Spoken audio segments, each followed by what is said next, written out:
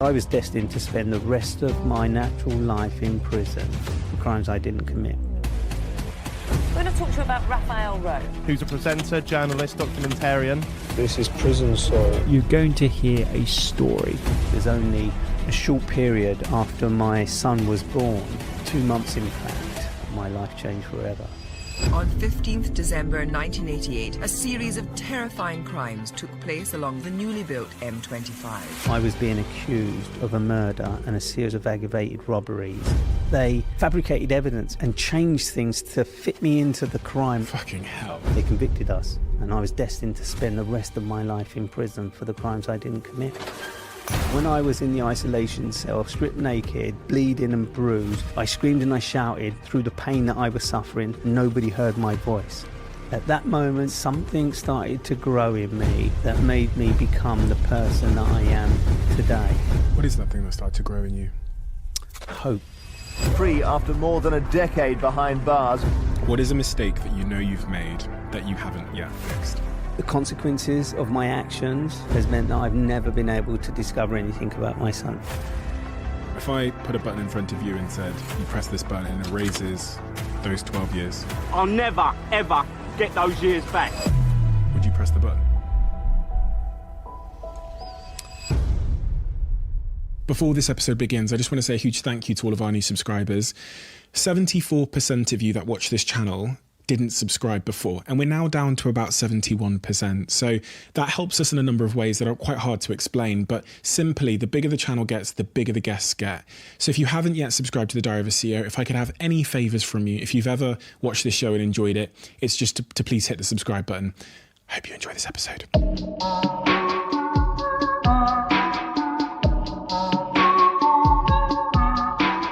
Take me back. If you've ever heard this podcast before, I'm a huge believer that in order to understand a person, you have to really understand their context and their earliest context. You're from a council estate. Your home life, to me, from reading through your autobiography, seemed to be incredibly defining. So take me back to those earliest years and give me the context I need to understand the man that you were in your early 20s. I'll go back even further and take you to the kind of environment that I grew up in. So I grew up in southeast London, Camberwell to be precise, just at the bottom of Cold Harbour Lane, which is the kind of junction between Brixton and Camberwell before you get to Peckham. So that kind of circle of, or that triangle, as I like to describe it, in southeast London. And it was quite a typical working class environment, council estate. And the privilege of it was that we were all the same. Nobody had anything. And the other thing about that council estate and the environment that I grew up in it was a bit of a kind of cul-de-sac, you know, in these kind of estates where you've got block after block. There were little roads in, little roads out onto this estate and that little patch of grass in front of our blocks of flats. And it was quite diverse. You know, I was from the mixed race family. My mum's white, my dad's black. You know, the floor below my flat, we had the Chinese family. Below that, we had the kind of overweight family. And opposite them, we had the smelly family. So there was the Scottish family over in the other block, in the Irish family. So it was a real mix of cultures and personalities and characters and parents. And I'm not going to say that there weren't issues and problems. Of course there was, and you'd always have the shouting. And I'm not going to make it sound mythically like it was a great time, because it wasn't. But when you're a kid, you don't recognise the problems that your parents are facing. You're not being able to pay for the electricity. You're not being able to buy the things that kids want, new trainers and stuff like that. So it's quite stable, but unstable at the same time, because there was also a lot of crime, but not crime that was obvious to young guys like me and the girls. And, you know, having a camp in the bottom of a block of flats would be our highlight. You know, we go in there, put dead mattresses in there and bits of blankets. That was my kind of environment. So I kind of grew up in this council estate that was very diverse, had lots of different cultures, and it made me comfortable. My home life was slightly different. You know, my dad is Jamaican. He was strict. He came from a very strict family back in Jamaica. So when he was in the UK, he kind of brought that chip with him. Didn't quite integrate into British society, was a labourer, had a strong Jamaican accent, still has a strong Jamaican accent, because he never never really kind of integrated himself. Now, whether that's because he couldn't read and write, whether that's because he wasn't accepted because he was a black man who came in on the Windrush, or whether it's because he didn't want to, I've never really found out because I've never really had that conversation with my dad. So that's the context. That's what I was growing up in, a council estate that was working class and very poor. If I was in the walls of your home at that time, what would I felt, seen, experienced as it relates to the relationship you had with your parents? Was there affection? Was there love?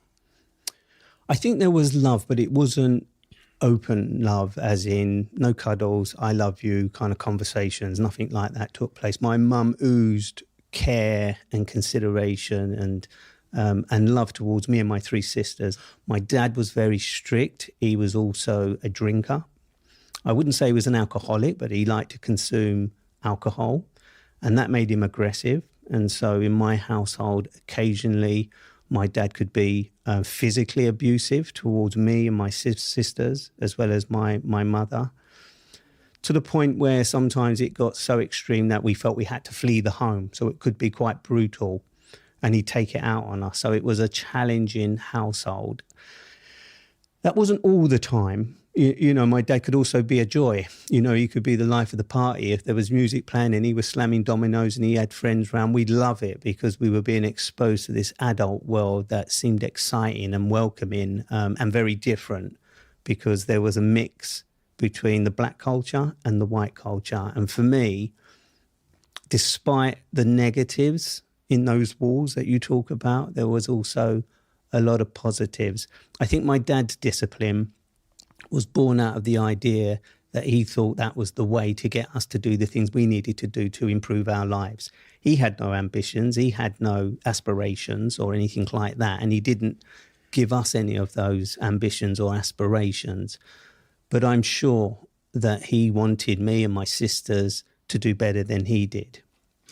I hear that. It's a conversation I've thought, you know, a lot about my own mother, who was extremely, she's from Nigeria. My dad's English.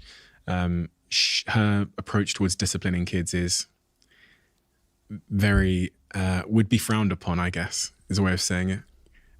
You know, I got it all. Some things I've actually never said, but I got it all. And, you know, as I've grown up, I've wondered, was that, you know, great parenting? Was it intentional? Was it, you know, or was it just like a lack of control? I think it's a lack of education. As an adult, Steve, I made a beeline to Jamaica with my dad. I needed to understand why he was the man that he was, somebody that had never given me a hug, never given me a kiss.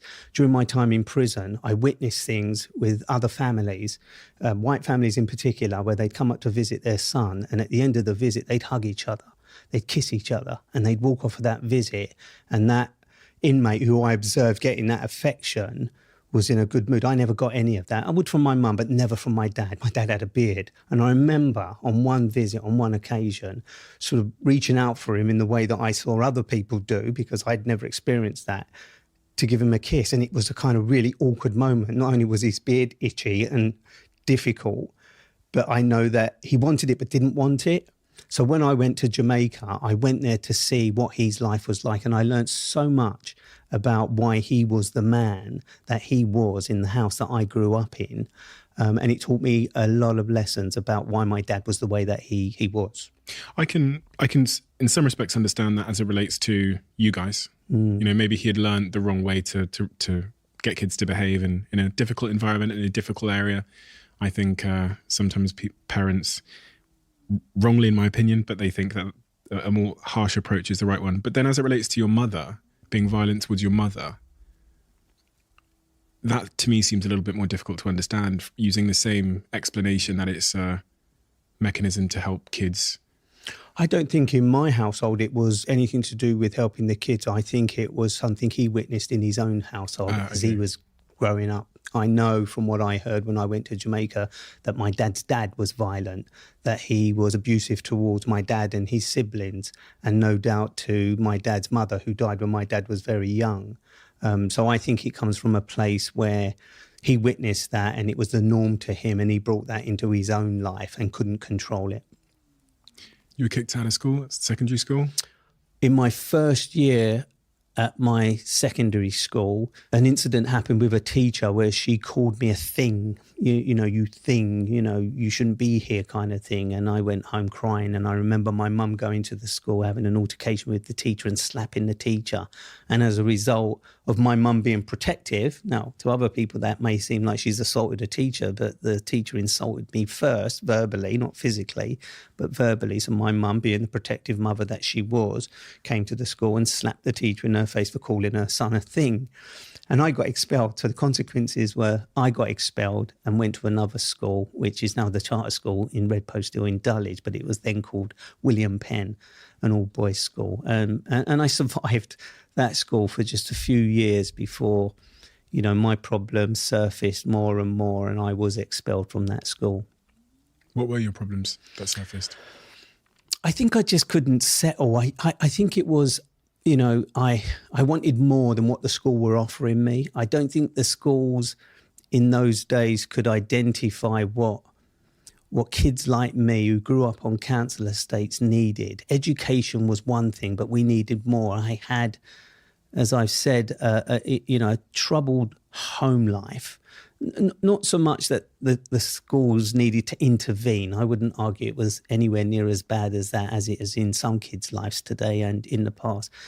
But I needed more support, and I don't think I got any of that from my schooling. And that just allowed me to do the things that I shouldn't be doing, which is bunking off of school, not going to my lessons, getting into fights, hanging out with the wrong kids. And those wrong kids would probably say hanging out with me, so it's kind of vice versa. But I think it was just doing the mundane things that kids who are not enjoying school, not taking in the lessons that they're being learned, end up being kicked out of school. So I was kicked out of my second secondary school at the age of 15, 16, and they put me in what they call an intermediate school, which is basically a kind of building where they put all kids that they deem to be, irresponsible or not responsive to the education system. But what you're actually doing is just putting a bunch of kids who are already struggling in life and trying to discover who they are or deal with their problems in one environment, and you just breed even more problems. And how did that manifest itself for you? I think I started to get in trouble with the law. I started to commit petty crimes, shoplifting, breaking into cars, burglary. Some people might think that burglary is more serious than what it was, but when you're a 16, 17-year-old, it was just a means to an end. So that's how it manifested itself. I started to get into trouble with the law. I remember the first time a police officer brought me home after I got caught nicking Curly Whirly chocolate bars from the co-op around the corner from my house. And it wasn't that I needed the Curly Whirlies, because I already had a drawer full of chocolate that I'd pinched earlier. But it was more about, I don't know, coming home from school, going in the shop, knowing that I could do it and get away with it was the driver. I didn't need the chocolate.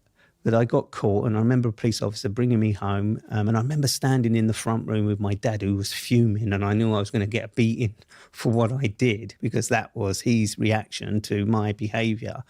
And the police officer, I think, was sympathetic in sort of saying, this is not a serious offence, but it is the beginning of something that could become serious. And he was right, because I continued to get into trouble with the law, doing nothing more serious than what I just mentioned, burglaries, shoplifting in particular, for clothes and things that I wanted that I didn't have, the material things that we didn't have around us in those council estates that were becoming more and more advertised, advertisements, dairy. Maybe I was nicking a chocolate bar because they had at the time the dairy milk chocolate ad where the guy slides through the window and gives his lover a bar of chocolate. And that was my temptation.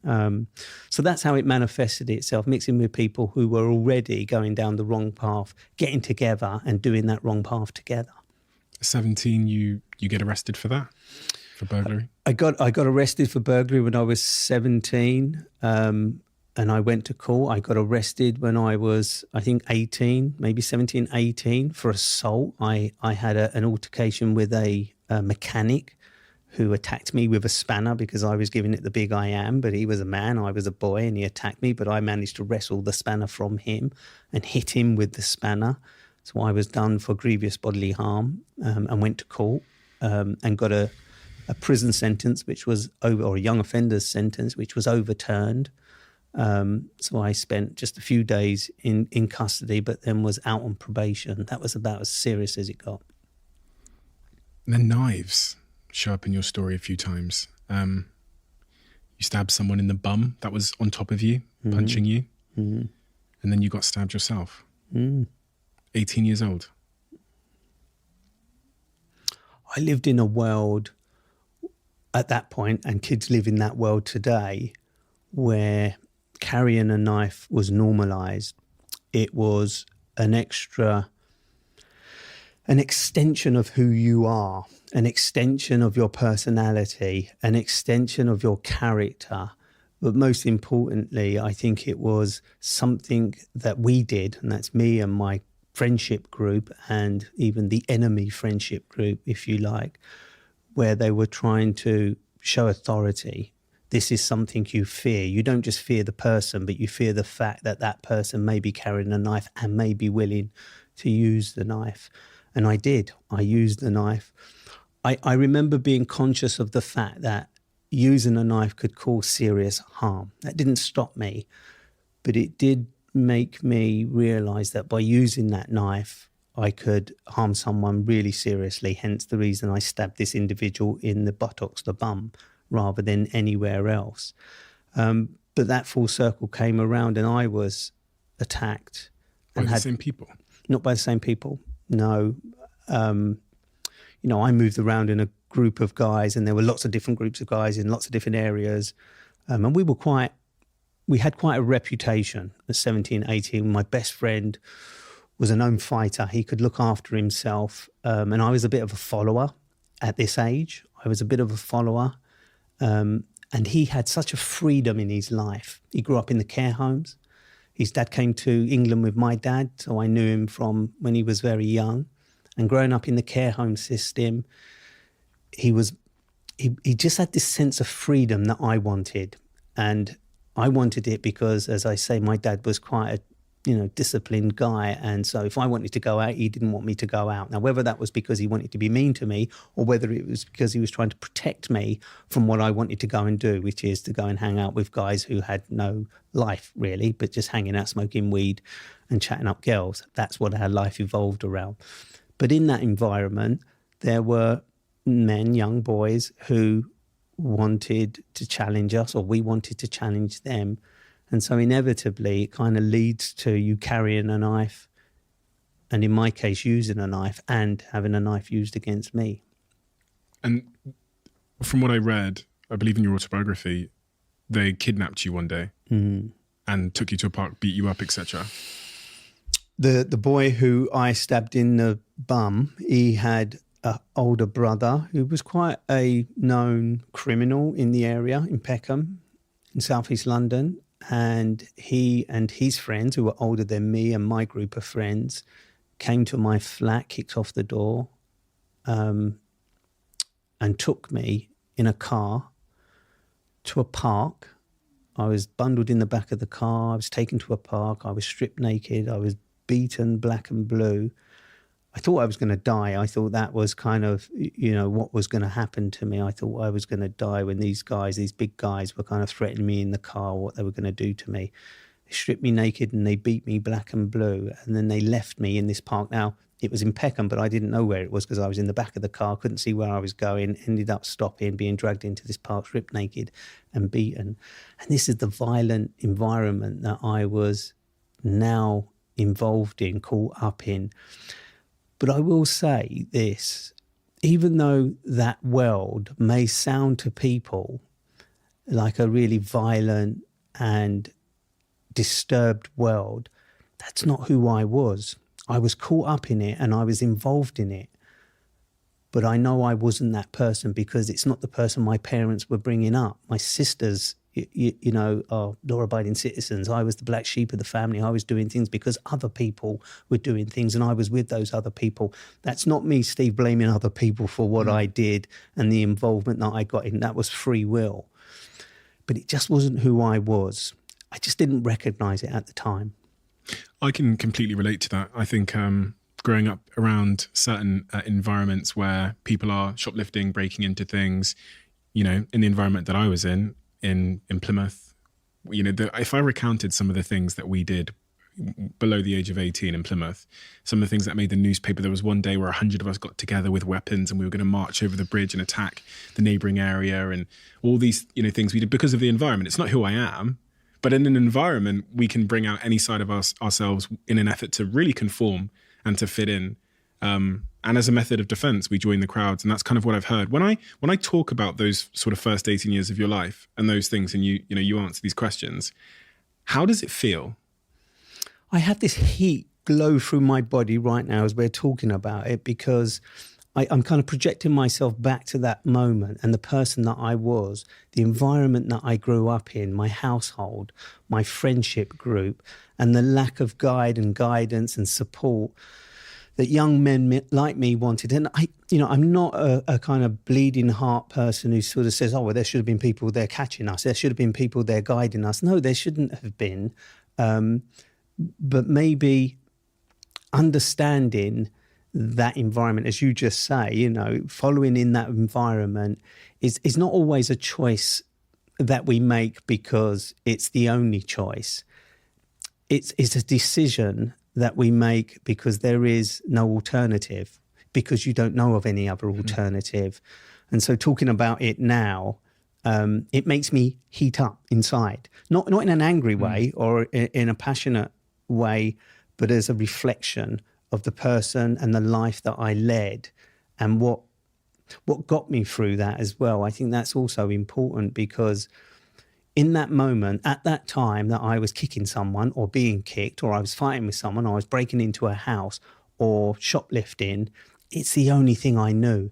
It was the only thing I knew to get money, to pay for the things that I wanted. It was the only thing that the people around me knew. You know, rolling a joint and smoking a joint was a bit of fun. We didn't think, as you're not supposed to think when you're a teenager, of the consequences. And for some people, those consequences can lead to, you know, dire situations, as it did me, or it can lead to a new direction in life because they've learned a lesson and they think, right, I want to go down a different path, or they meet someone who gives them an opportunity to go down a different path. So as I think about it now, I just remember there was no alternative. They're unknown unknowns, aren't they? You don't even know what you don't know.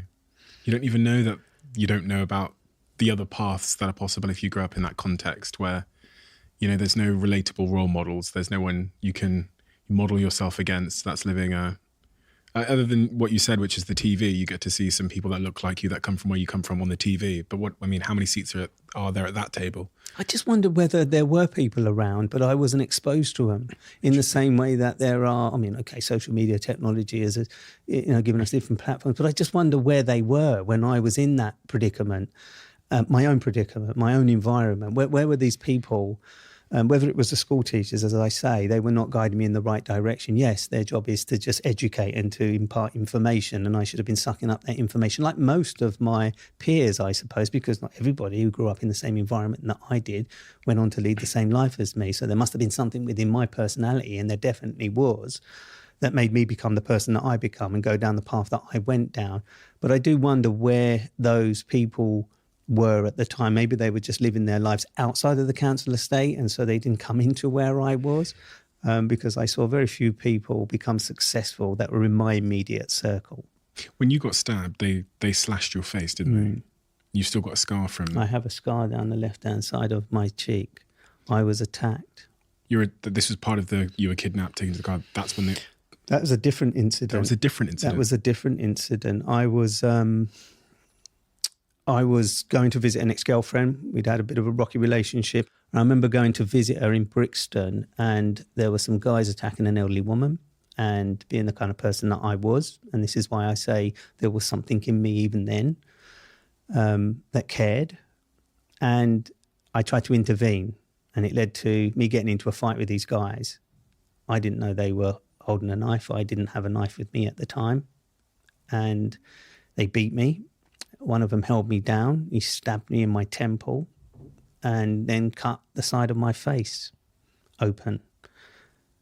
After the fight, I got up, literally held my cheek together and made my way back to my best friend who took me to a hospital, and I had my face stitched up by the hospital. You were 18 at this time? 18. At that age, 18, were you looking out into your future? What are you saying? Nothing. Nothing. Absolutely nothing. Just the existence that I was in at that very moment. At that point, it was about revenge. It was about finding out who did to me what had just been done to me, and how me and my group of friends could go and seek revenge on those individuals, especially my best friend, who was my kind of leader, if you like. He was the one who was more angry than anybody. That's all it was about at that very moment. Didn't see beyond that. That's what my existence was. At 18 as well, your life changes in an interesting way when you find out you're having a baby. Yes. Another one of my girlfriends, who was also a young girl who grew up in the same estate as me, never really had any kind of feelings for each other at any point, ended up in bed one night. She got pregnant and gave birth to my son. At that point, our relationship, which didn't exist in the first place, became even more of a challenge, because I was still a young man myself, and all of a sudden I'd become a dad, and I didn't know what a dad was. My dad wasn't, as much as I love my dad, he wasn't a role model in how to become a good dad. There was no one sort of saying to me, this is a huge responsibility now, son, and you've got to go off and do the right thing, not just for you, but for this young man that you brought into the world. And I was also just caught up in my own existence and my own world. I had nothing to offer my son, no guidance, no money, no life, probably love, but I didn't quite understand what love meant at that point, to share with this new thing that had come into my life. And so our relationship, mine and my son's mother, broke down, didn't exist. And that was the end of that. Did you think she had been trying to trap you? I think I was at that age quite popular among the group of people that I was hanging around with, and had a bit of a reputation. And yeah, I think she, she didn't protect herself, and I didn't protect myself. And so when we made love and had sex, didn't even recognize or realize that she might fall pregnant. But at the time, one of the things that came between us was me thinking that the reason she got pregnant was because she wanted to trap me into a relationship where she could have me and no one else could. And that became a bugbear of mine. It just made me feel that this wasn't somebody getting pregnant because we loved each other and we wanted to bring a child into the world and have a happy ever after. I felt it was a trap, that I was being brought into this situation because she wanted me. And that's how self-centered I was at that age. And this was actually when I was just before I turned just 20, actually not 18, but just before I turned 20, because it was only a short period after my son was born, 2 months in fact, that I was first arrested and charged with crimes that I didn't commit and ended up in prison. So it was only 2 months after he was born that my life changed forever.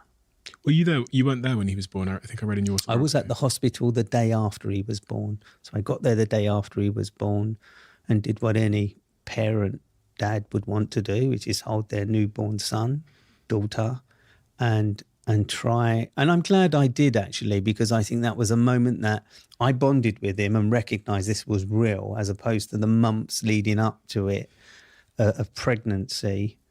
So I was there the day after he was born, and then had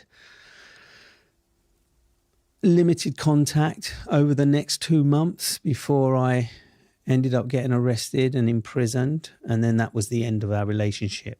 And this is why I say I felt that the mother of my son tried to trap me, because during that period, It was, I don't want anybody else to come and visit you if you want to see. There were ultimatums made to me that I would not be able to see my son unless I made certain decisions in my life to cut other people out of my life.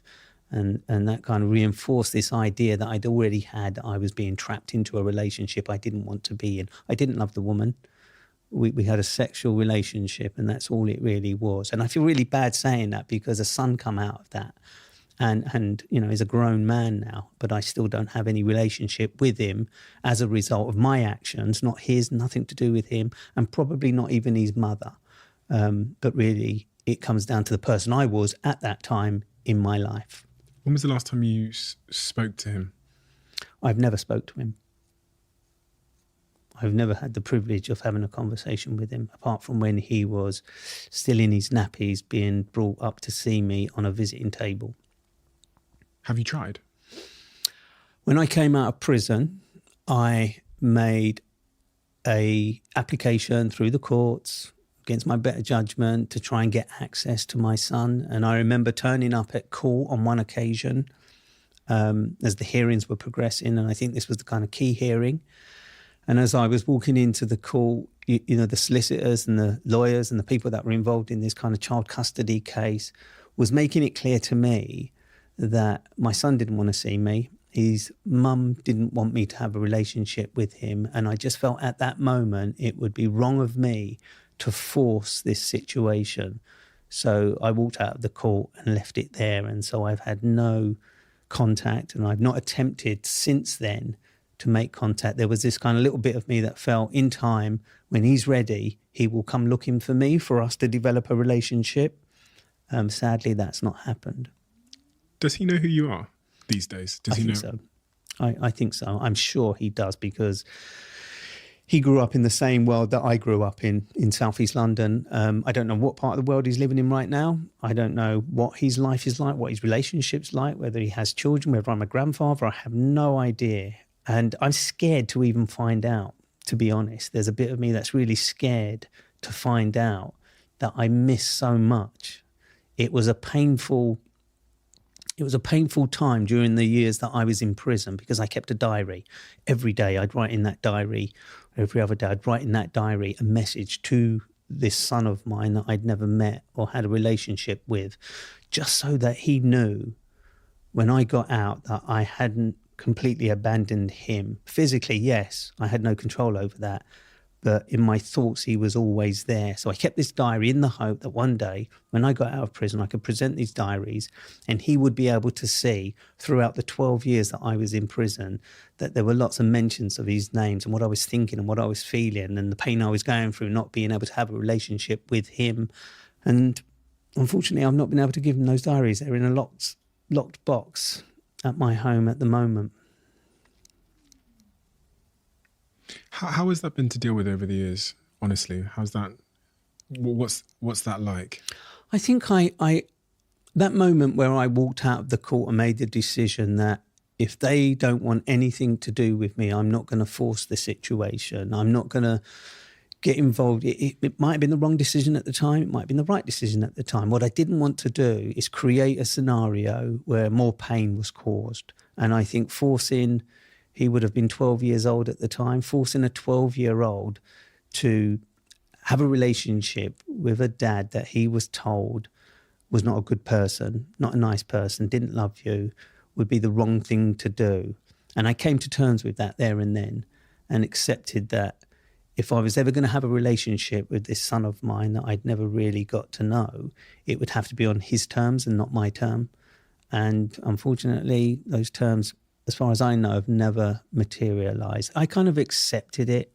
I kind of, as sad as it is and as much as I would advocate for any parent, and the funny thing is I will stand there and say, what are you talking about? Go and meet your son or your daughter. It doesn't matter that you think they don't want to see you. It's your responsibility.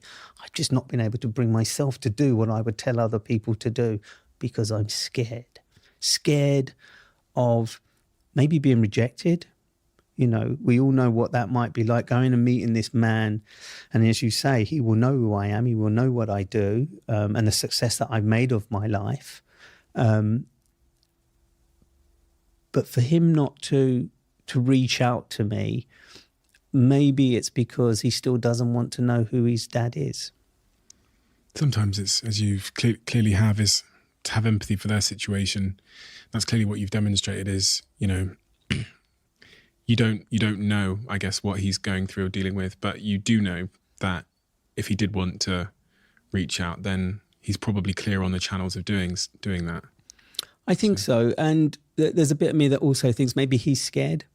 Maybe he's scared that coming to me now would be too hard a thing. I mean, it's quite a dilemma, isn't it? Both of us at both ends probably desperately want to rekindle this relationship, and for me to introduce him to his brother and sister, you know, my kids.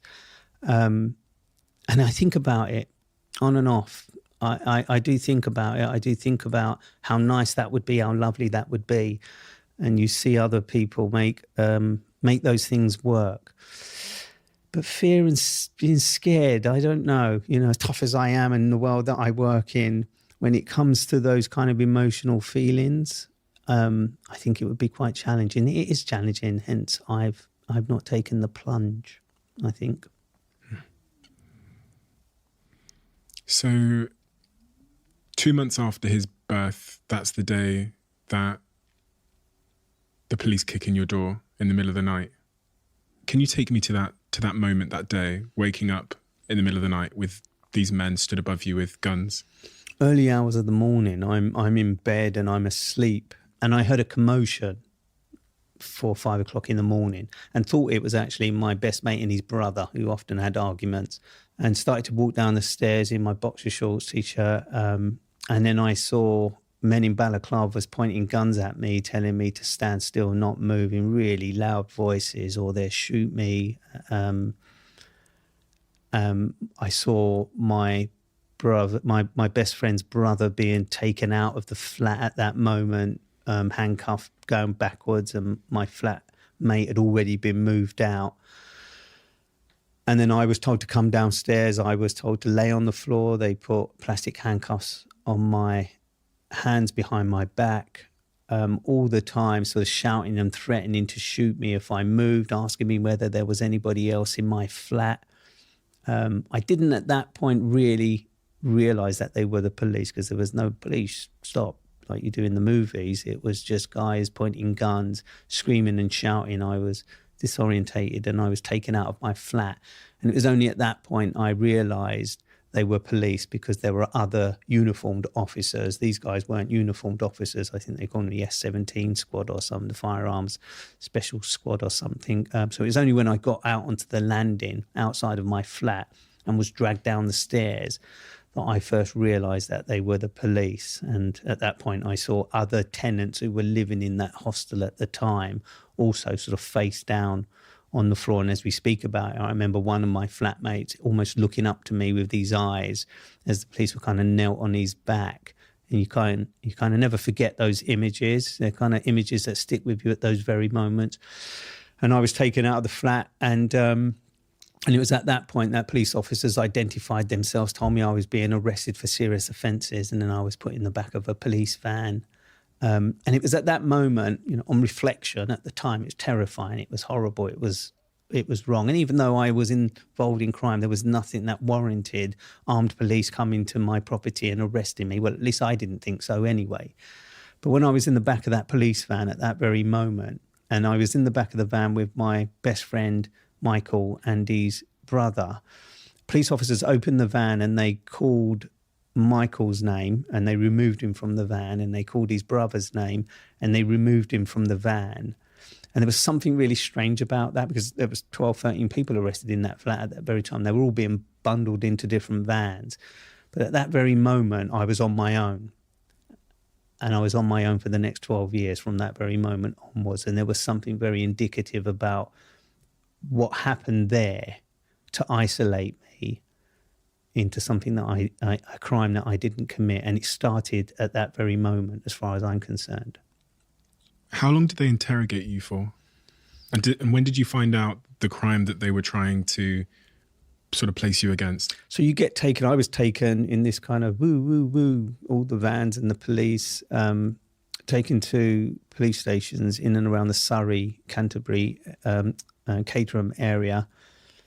And I was interrogated for 2 or 3 days. It was, after they'd taken my property, and I met a duty solicitor who came in to one of the police cells that I was held in, who told me that I was I'd been arrested for aggravated burglary and other serious offences, but hadn't told me at that point that there was a murder and a series of aggravated robberies involved.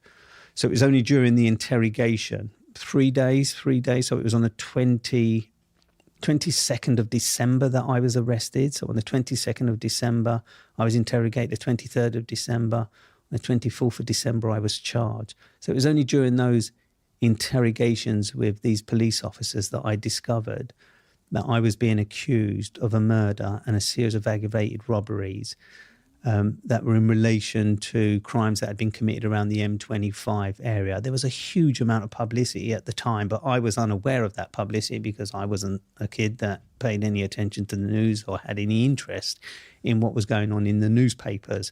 But at the time, the story of the M25-3 gang was on the front page of every national newspaper. Rewards were being offered for the arrest of these killers, these monsters, as the media were describing this gang. But I was completely oblivious to any of that and only found out during that interrogation that I was being accused of murder, not knowing it was anything to do with that particular crime and the series of aggravated robberies. I watch a lot of these police interrogation videos, and you can't help but wonder what you would do in that situation if you are innocent, what you would say, how you would be, if you're triple guessing your own body language. But in those interrogations, when you find out what the crime is and you realise no, this isn't me. I didn't do this. I wasn't there. What are you thinking and feeling? Are you feeling that you're going to be out and they've got the wrong guy and they're going to realise, or are you terrified? I think it's a combination of both. I tried to hide my fear, and I think anybody would. When you come from, and it goes back to that environment that I grew up in and my kind of experiences, if you like, with the police and, people who are constantly in your face kind of thing. And I think during the interrogation, there was a lot of fear. I was scared. But at the same time, I was cocky. I was a teenager. I was kind of almost, for the first time in my life, standing up for myself. I mean, standing up for myself in a fight is one thing, against my peers or people. Standing up against the authority or authorities like police officers is a completely different mindset. But during those interrogations, during those interviews with the police where they started to tell me that I'd killed somebody, tell me that I was involved in these crimes and that people were saying that I was involved in these crimes that I knew I was not involved in, it allowed me to be a little bit cocky. Cocky is the only way of describing it, where I didn't shut up and do a no comment thing. It's like, no, what are you talking about? I didn't do that. No, I wasn't there. That's a lie. So I was defending myself and standing up for myself from the very beginning. And I think that created a situation where the police themselves were having to make my life harder, more difficult in that interview room, because I wouldn't say roll over, but I wasn't accepting what they were telling me I should accept. And that's not me saying that the police were trying to get me to confess for crimes that I didn't commit. It was more about them asserting their authority and telling this little brown boy with dreadlocks who couldn't, articulate himself like I can with you right now, that he was a murderer, that he was a bad person who'd done bad things, and we've got you, and we're going to lock you up for the rest of your life. That's what I was experiencing. So it was a terrifying experience, and I was scared, and I was on my own, and I wasn't being supported by the solicitor at the time. But equally, at that moment, during that time, something started to grow in me that made me become the person that I am today. What is that thing that started to grow in you? Hope and resilience and determination and this ability not to allow someone else to dictate who you are, what you're going to become, what you should do, what you shouldn't do. It's as if they were planting seeds within me, my physical body and in my mind, that would grow over the next few months and years that I was wrongfully imprisoned, convicted of a murder and these crimes that I hadn't committed. I didn't realise it at the time, but on reflection, I realised in those moments where I'd always been a follower, followed my friends, followed the environment that I was in, got involved in things that if you'd asked me to do it on my own, I would never have done it because I'd have been too scared to do it. You know, burgle a house on my own, you're joking. I couldn't do something like that. But when my mates were doing it, yeah, I'd follow and get involved. When we were going in shops together and shoplifting, I'd get involved. Ask me to do it on my own and I'd be quite scared to do it. And so for the first time in those interrogations and during the early remand period, I became, I would say, a young man. And that's where the seeds of a young man for me started to grow when I was put in a predicament where there was no way out apart from drawing within myself the strength that I needed to get out. And for context, the crime that you were being accused of, what exactly was that crime? So there was a murder where an elderly man was attacked with his boyfriend in a field. And during the course of that attack, he died of a heart attack, having suffered a beating from this gang of 3 men. The same 3 men that were involved in that attack, that hijacking of a car, where the car was hijacked by 3 men, the man was beaten. The same 3 men then turned up at the property of some wealthy people in Surrey, broke into their home, tied up the occupants, attacked and stabbed one of the occupants, and then they fled that crime in the cars from that property and went to a third scene, all in one night, all over the 15th, 16th of December 1988. They then went to another crime scene, broke into the property of 2 occupants and tied up those occupants and fled with their property. So those were the 3 crimes: murder, attempted murder, the stabbing, and the aggravated robbery, and then the 3rd aggravated robbery at the final scene. So all of those crimes is what I was being accused of being involved in. As your sentencing and sort of the case approached, were you hopeful? Were you hopeful that you were going to be found not guilty and be able to walk? It wasn't, Steve, about whether I was hopeful or you know, what I felt. It was about the evidence. It was about the information that was available to everybody that was involved in this case. And by that, I mean me, my co-defendants, and the lawyers that were defending and prosecuting, what was available through the victims of the crimes. And, you know, just before, and it's important to mention, just before I was arrested, and I talked about the headlines that were in the newspapers that I was not privy to at the time, there were calls for the police to arrest the 2 white men and 1 black man that were responsible for these crimes.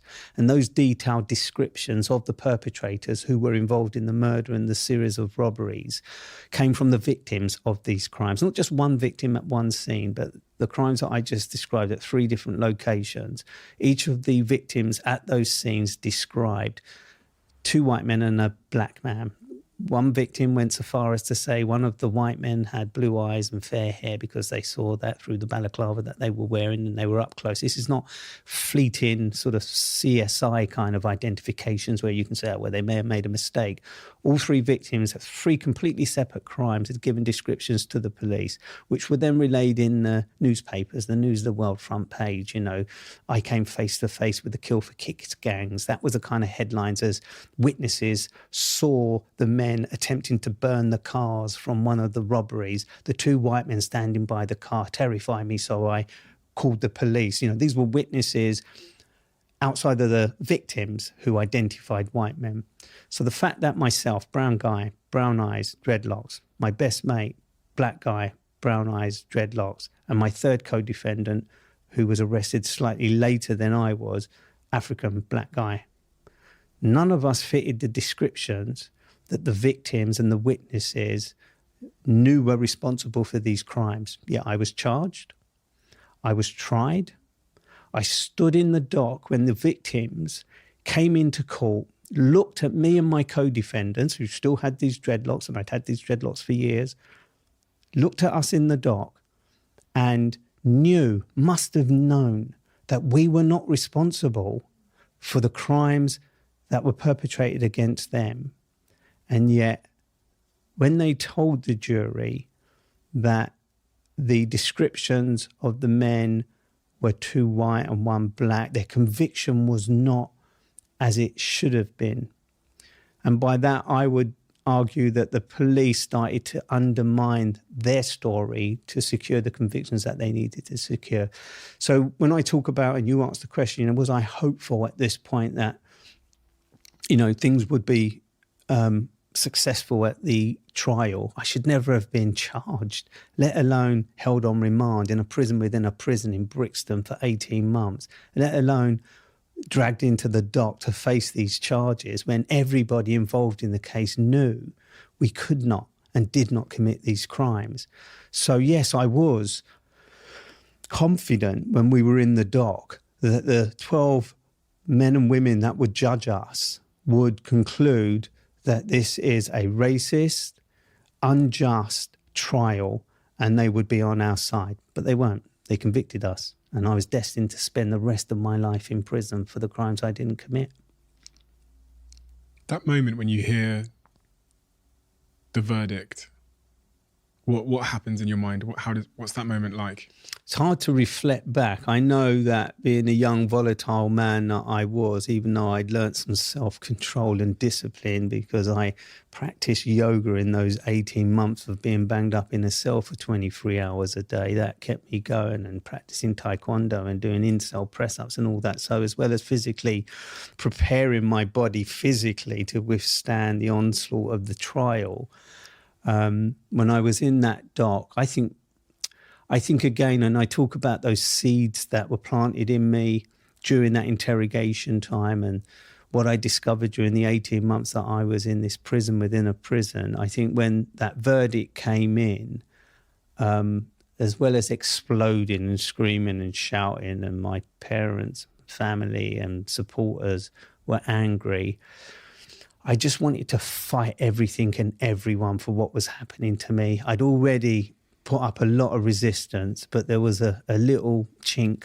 that made me believe that it just couldn't happen. They couldn't convict me and send me to prison for crimes I didn't commit of such a serious nature. So as well as being volatile at that very moment, I continued to be volatile for the next God knows how many years. And the only person that suffered was me. I was the only person that suffered spending years in isolation, segregation, being beaten physically by prison guards who were not responsible for my wrongful conviction, but they were the authorities keeping me in prison, even though that's their job, but I didn't recognize it at the time. So when I heard that verdict, it put a seed in me again that said, no, I'm not gonna let you do this. I'm not gonna sit back and suffer this. Why should I? Why should my family? Why should you get away with this? No, I'm not going to allow that to happen. And that became that seed that grew in me in the years that followed. And what was the sentence? I was sentenced to life imprisonment for the murder. I was sentenced to 15 years for the attempted murder. I was sentenced to 12 years for the attempted murder aggravated robbery. I was sentenced to 12 years for the assault on the guy that was with the guy that died, and another 12 years for the final robbery, totaling life plus 56 years, I think, if my calculations are right. But in reality, my sentence was life never to be released, because when you get a life sentence, if you maintain your innocence and you don't conform to the regime and jump through the hoops of accepting guilt, you don't get released. Not when I was locked up in prison. I think things may have changed now because people recognise that the system gets things wrong, and people have been released despite the fact they've continuously protested their innocence. Many years after, their convictions or sentence has been served. Life sentence in this country can mean anything from 12 years to 30 years. But I was destined to spend the rest of my natural life in prison for crimes I didn't commit. You know, this podcast is streamed in prisons. Did they tell you? I have a lot of supporters in prison. Really? I do. Actually, I think people admire the work that I do, having come out of prison from that predicament and go on to try and advocate for prisoners, but not just people but also representing the families and the victims and everybody and anyone that's involved in this space because of the scars, see my physical scars, but, there's a lot of kind of emotional and internal scars that I carry from that time in prison. So it's great to know that any prisoner listening to this story, sitting in a cell, believing that they're innocent or even guilty, but not seeing a light at the end of the tunnel. Take it from me, there is a fucking light at the end of the tunnel. If only you use your time constructively. If you sit on your bed, sit in your cell, look at the bars and don't do something to change the person that put you in prison, especially the guilty ones, you're just going to end up back in prison, or your destiny is going to fall flat if you have any destiny. Use the time constructively. That would be my argument to any guy in prison listening to this, because you have at your disposal what a lot of people in this world don't have, and that is time. Fuck me, they have some time, not just for reflection, but to use it constructively.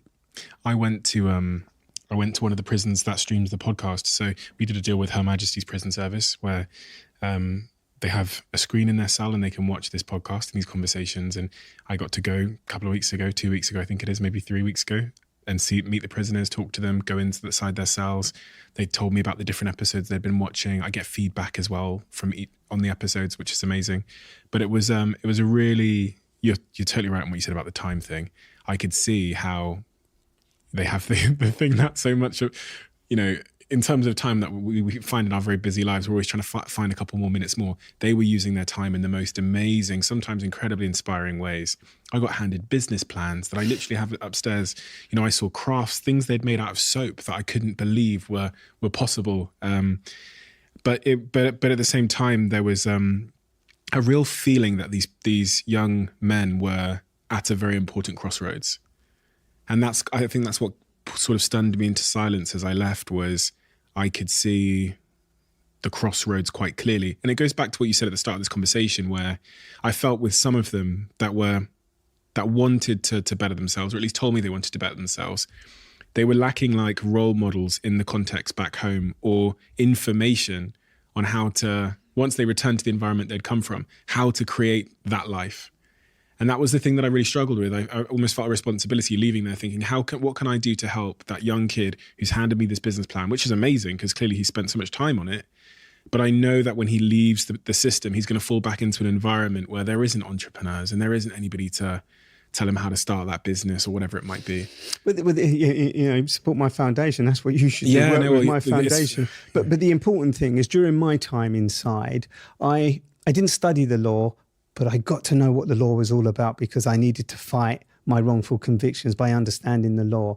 Journalists were writing stories about me being a monster. The Sun newspaper was calling for hanging to be brought back. And if they had their way, I wouldn't be sitting here talking to you today, because I would have been strung up for a crime I didn't commit and then pardoned 10, 15 years later when they recognised my innocence.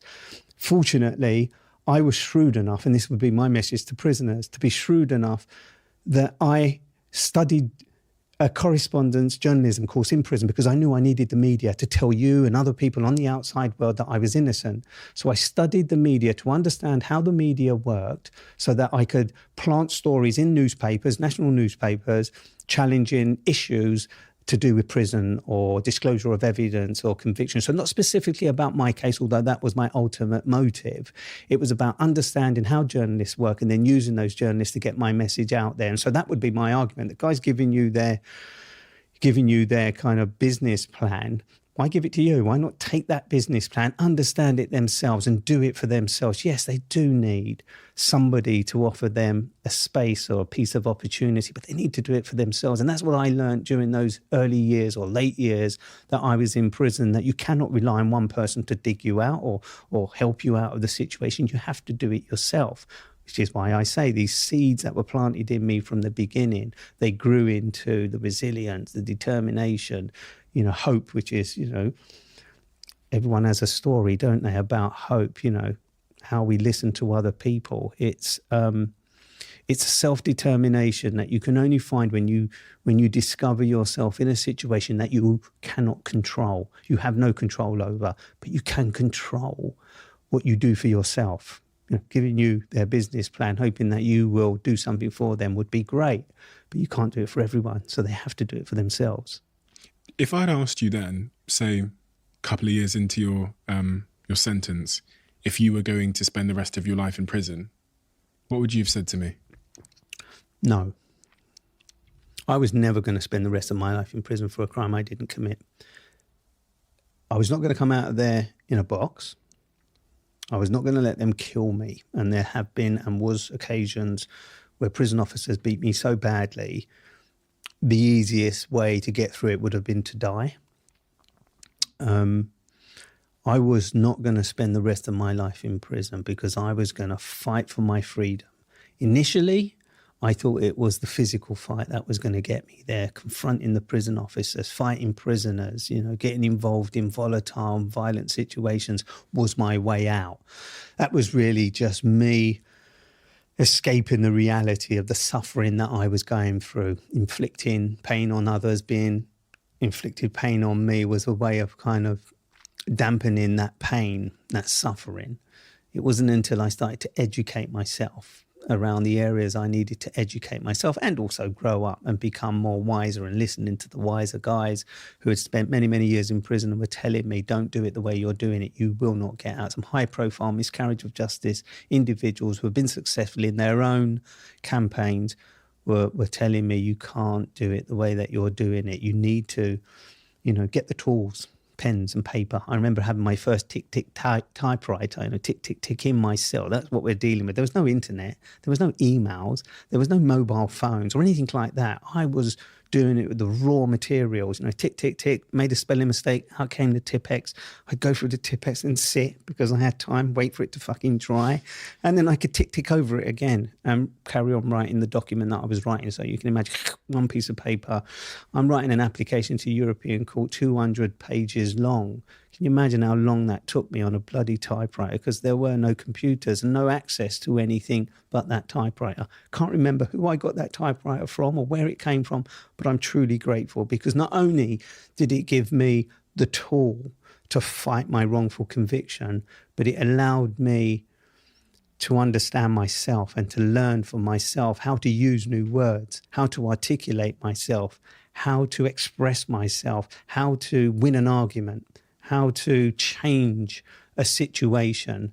And that's what I did in that time that I was, and we're talking 7-8 years into my prison sentence now. So no, I was never going to spend the rest of my life in prison because I was going to fight for my freedom until I was freed. And I did, and I won. One of the things I read was how one day you saw someone had taken their own life in one of the cells near yours. You know, the burden of having to deal with, you know, being convicted for a crime you didn't commit is one thing, but then being exposed to these kind of things as a young man, these are images that I imagine don't ever sort of leave your mind, unfortunately. No.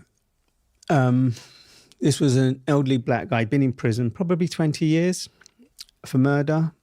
He was hoping that he would get released, and he got a letter. You know, people ignored him. He's the kind of guy that you kind of walk past most of the time, and you might give him a little bit of burn cigarettes for him to smoke or something. But he's one of those guys that you know he's there, but he's not imposing or anything. But he got that letter from the parole board that denied him the next opportunity to be released. And after 20 odd years in prison, he knew that he was destined to spend probably another 5 or 10 years in prison. And he took his life. He hung himself and he killed himself.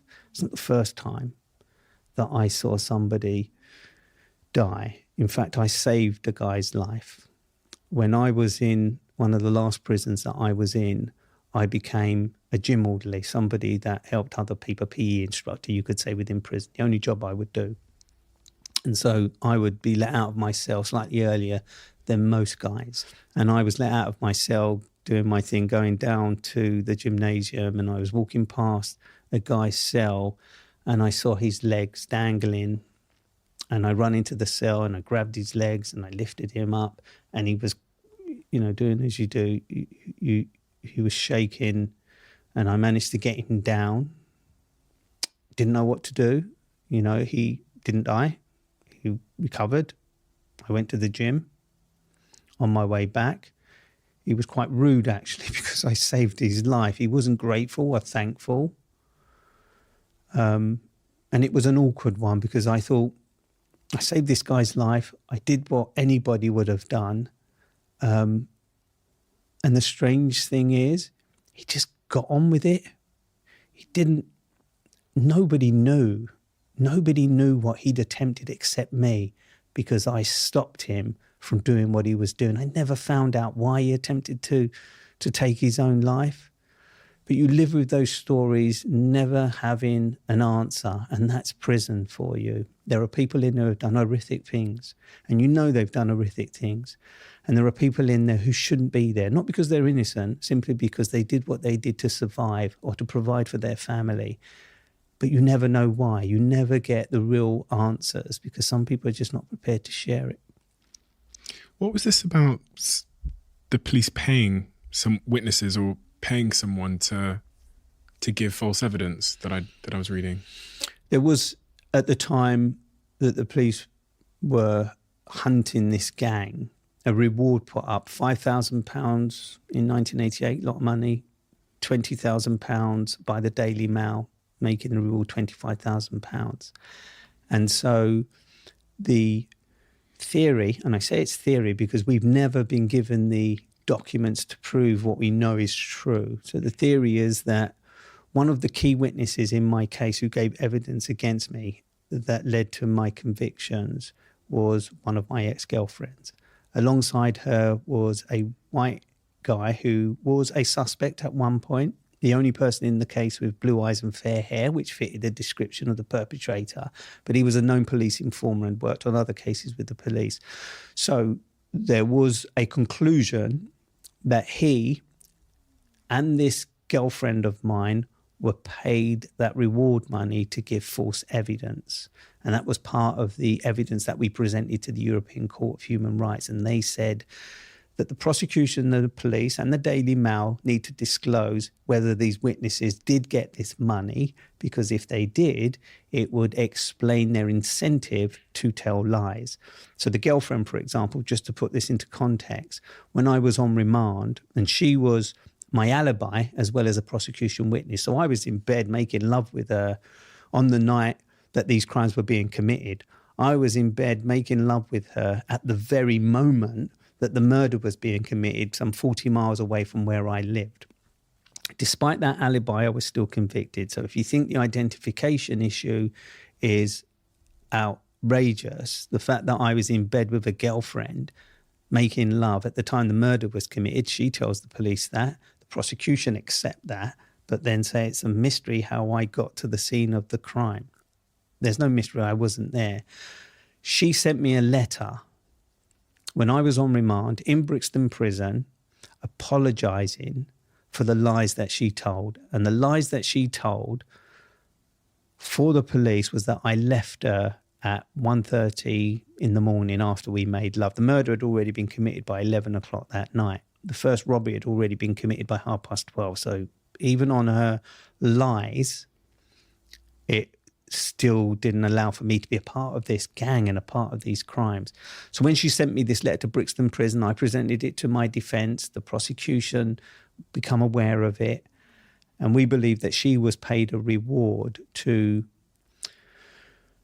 say that she sent me that letter because she wanted to help me, and it wasn't true. So the reward, we believe, was paid to her to tell lies for the police, and to this police informer for him to tell lies. And we still believe that today, despite the fact that the prosecution, using public interest immunity certificates, so these kind of secret documents, have still, to this day, never disclosed who got that reward money. I wrote to the Daily Mail and said, you paid this money to these witnesses who have been told, who have told lies. You paid this money to a witness who was a key suspect and could be responsible for these crimes. Surely there is an onus and a responsibility on you, the Daily Mail, to disclose this information, and they never did to this day. And did you ever write to her and ask her if she received the money? No, I didn't know how to, and I didn't feel that was necessary. I knew she lied. She knew she lied. When the Rough Justice program was made, they secretly recorded the guy on their show admitting that he conspired with the police. This was one of the key pieces of new information that Rough Justice broadcast. But they secretly recorded this witness admitting to them that he'd fabricated evidence for the police in the M25 case. He didn't know that they were secretly recording that conversation for the program they were making about my case. And so that in itself became a key piece of evidence. But I never, from my conviction to this day, had any contact with the ex-girlfriend or that guy who we know told lies. I read this other quite funny in some ways, quite perverse in other ways, story about a chaplain. You know what I'm going to say? Yes, I do. Bizarre things happen in prison for bizarre people, and we benefit from it. Yeah, I suppose. clearly. I mean, you can tell the story. For those who want to hear, this story is about a chaplain, right? So prison is a place where you don't have conjugal visits, i.e., married men and women who are in prison are not entitled to have any intimacy with their husband, wife, girlfriends when they're in prison. That's just not how it works in this country. In other countries, it does, but in this country, it doesn't. But there are some people in prison, including this chaplain in this particular prison, who had sympathy for prisoners. He had an understanding that intimacy, an opportunity for intimacy was limited. And so and we prisoners knew this, if you could get your loved one outside, girlfriend outside, or someone you wanted to have sex with outside, write the chaplain a letter to say to the chaplain that you are thinking about dumping your boyfriend, or you get that letter and take it to the chaplain and say, I've just received this Dear John, a Dear John being a letter from a girlfriend or a loved one outside saying that they don't want anything more to do with you and that you need a private visit, a visit that is not in a visiting hall with everybody else, but maybe in a quieter place. And so this chaplain was known for helping people out in this way. So he would allow people to book this private visit where they would have their loved one come in, their girlfriends or their wives come in. But what he had was a hole in the wall. And what he did is he used to spy on people who were in those private visits, who took those opportunities to have a quick bit of sex. And he was spying on them. And they discovered that he had this hole in the wall and was watching prisoners have sex with their wives or girlfriends during these encounters. Now, I would argue that most prisoners wouldn't care less, because I was one of those prisoners. And after 10 years, for the first time, I was able to have intimacy to the point where I came in nanoseconds kind of thing. I know I detailed too much, but the reality is when you've been wanking for so many years and you've not had any intimacy, it is a real hard thing, not to not come in second nanoseconds, but to rekindle those kind of relationships, how to become intimate with somebody when you've been deprived of that for so long. And as I said at the beginning of this, I wasn't somebody who had people coming up on the visit giving me big hugs and cuddles. So it was a real challenge, just one of the challenges that you face at the end of being in prison. And there are many, many more, the psychological as well as the physical. But I was privileged to be in one of those rooms on one of these occasions. Would I have reported that chaplain that he was watching me? No, I wouldn't. I would have used it to get another visit. But unfortunately, somebody did grass on him, and so he was removed from the prison system.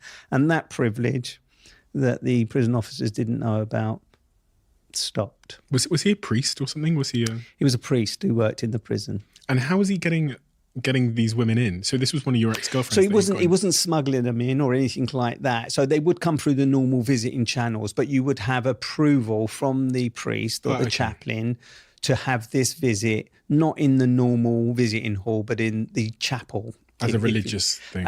It's not even religious, but they have a chapel in prison where people can go and they can practice their religions, but they would have rooms in there. It might be his office. On this occasion, it was like a communal area that the chaplaincy and people coming in to visit him on official visit would sit down and have a cup of tea and whatever. I was in the room with my kind of pen pal girlfriend, if you like, at the time. I'm going to give you the graphic detail because it's important. So, we're kind of doing it. We're kind of like, I'm kind of going at it nanosecond time. And he walked into the room as I was kind of mid-flow, if you like, and picked up the tea and biscuits, or he dropped off or picked up. I can't remember if he dropped off the tea and biscuits, but he didn't bat an eyelid. He literally just came into the room. We were kind of about to kind of react in a way, but we didn't have any time. He just literally came in, picked up the tray or dropped off the tray and just walked straight back out. So he was well aware that anybody he agreed to give one of those visits, it would be an opportunity. And I saw it as a great thing. There are not many people in prison who have sympathy for prisoners or would do something to allow them a moment like I was allowed on that occasion. And after such a long time of no intimacy, I was grateful for it. Gutted that he lost his job. I'm sure people have a lot of mixed feelings about it, so I won't comment on my own views, but I'm sure people have a lot of different mixed opinions on that and the kind of perverse behaviour. Quick one. As you might know, Crafted are one of the sponsors of this podcast, and Crafted are a jewellery brand, and they make really meaningful pieces of jewellery. And this piece by Crafted, when I put it on, for me it represents courage, it represents ambition, it represents being calm and loving and respectful and nurturing, while also being the antithesis of that, seemingly the antithesis of that, which is sometimes a little bit aggressive with my goals and determined and courageous and brave. The really wonderful thing about crafted jewelry is it's super affordable. It looks amazing. The pieces hold tremendous meaning and they are really well made. Quick one from our longest standing sponsor, Huel. I can't tell you over the last, really it's been about 2.5 years. It was really post-pandemic, how much my health has become such a huge priority in my life. Huel has been probably the most important partner in my health journey because I've been in the boardrooms, I've been to their offices tens of times. I've seen how they make their decisions on nutrition. And that's why it's such a wonderful thing to be able to talk to this audience about a brand and a product that is so unbelievably linked to my values and the place I am in my life of valuing the gym, exercise, movement, my mind, my breathing, and all of those things. And most importantly, my nutrition. That is the role Huel plays. And so every time I get to read these ads out, I do it with such passion because I really, really believe every word I'm saying. And I absolutely love the brand. So if you haven't already tried Huel and you've been resistant to my pestering, then give it a go and let me know how you get on. What was the first domino that fell that ultimately led to your release? I think it was the BBC Rough Justice programme. So this is a programme that used to exist on primetime BBC One, and it was a programme where journalists investigated potential miscarriages of justice. And I'd had journalists at this point already visit me in prison. And as you rightly say, when I made those calls or spoke to them when I shouldn't have spoke to them, I used to get punished for it because there was a policy, where prisoners were not allowed to talk to journalists and tell journalists their stories, not necessarily because they were victims of a miscarriage of justice. It just wasn't allowed because it was something to protect victims. But it was really when, after journalists have started to write stories about me, so my tactic, if you like, of understanding journalism started to work. I was getting journalists coming to meet me. They were starting to question the safety of my conviction, or at least writing stories about who I was. 10 years on, the person that was deemed a monster, the person that was supposed to be the leader of this M25 gang, etc. But I was sitting on the toilet in my cell in Kingston Prison, and we had this little TV monitor. Mobile phones didn't still exist at this point, so there were TVs on these little kind of boxes, and there was one circulating around the prison, and it was given to me that night because the BBC Rough Justice programme were about to broadcast an hour-long investigation into my wrongful convictions. That was the first domino, I think. That was where a credible platform like the BBC, with serious journalists who knew their stuff, took these things serious, started to question my conviction. And that led to an avalanche of other media outlets taking an interest. But the application I told you about that I tapped on my typewriter to European Court of Human Rights was, I think, the final straw, because when 21 judges at the European Court of Human Rights unanimously concluded that I was denied the right to a fair trial because the police had conspired with witnesses and suppressed evidence, and there were questions about the identity of the true perpetrators. When those 21 judges told the British court system to relook at my conviction, that was the kind of final straw. And I knew then that my convictions were going to be overturned. So take me to the moment that you found out that you were going to be released, and what the context that brought you to that moment. Well, I've just talked about the European Court decision, so the unanimous decision from the judges. That judgment came down.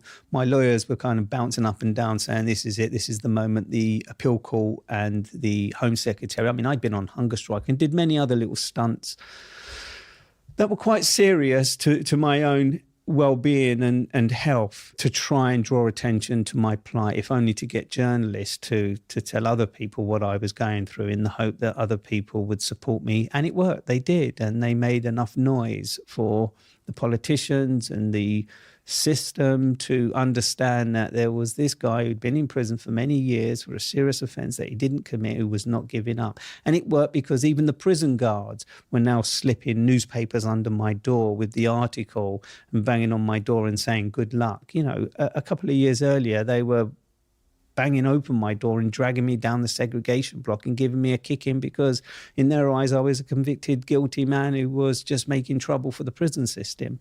And so by the time I got to the Court of Appeal, so I taken from Kingston Prison in Portsmouth, brought to Pentonville Prison in London, met up with my co-defendant for the first time in many years, Michael, and the other co-defendant. We went into the appeal court and there was this 3-week hearing in front of some senior judges about the rights and wrongs of the evidence, non-disclosure of evidence, payment of rewards, issue around identification. So the whole case, just between my defence lawyer, the prosecution and the judges, was played out almost like it was at the original trial, only now there was far more information. There was a European Court decision. There was a secret recording from the BBC Rough Justice programme. So all this was being played out.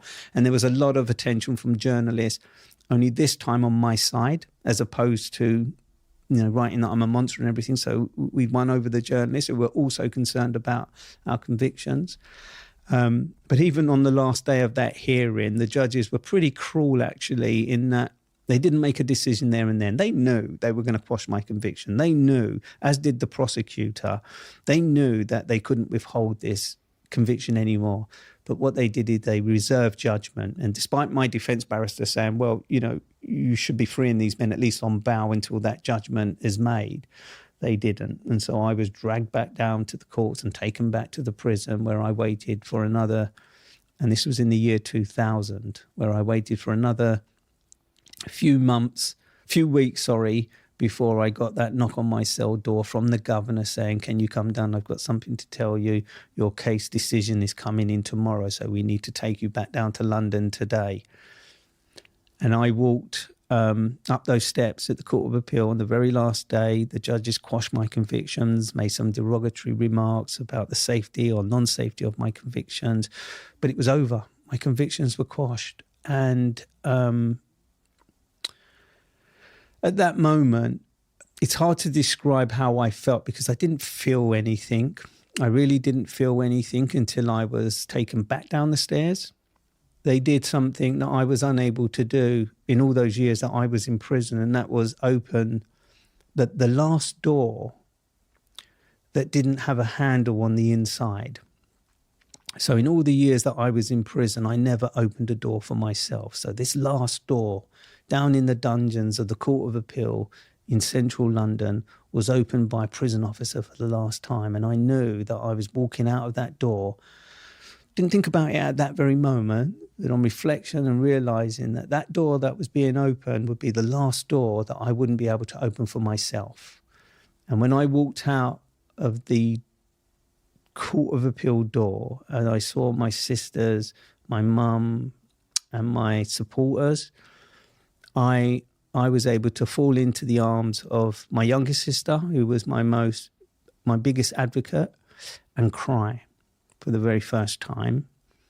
And at that moment, the anger and the bitterness and the volatility in me and everything that got me through those 12 years almost fell off of me onto the floor in those tears. And that changed me almost instantly. And that was it was the only time I'd cried in all those 12 years since I'd been wrongly convicted. It was also the first time where I probably relaxed. You know, the threat of violence in prison is always there, the dangers that come with being in prison, the lack of having anything and all the big things like not being able to open a door or make decisions and choices for yourself. All of that was lifted from me at that very moment, where I would argue I'd won back my freedom. I fought so fucking hard for my freedom. At that moment, I'd won it. My sister'd won it. My mum, my dad, my other sisters, my campaigners, the journalists, all those people that came on my side. My family were always there, but all these other people that were now on my side. Together we walked to the front of the Court of Appeal, and I'm waving my fist and I'm shouting, you know, I spent all of my 20s locked up in maximum security prisons in Britain for crimes that I didn't commit, the best years of my life. I don't know what I would have become, Steve, as you asked me at the beginning.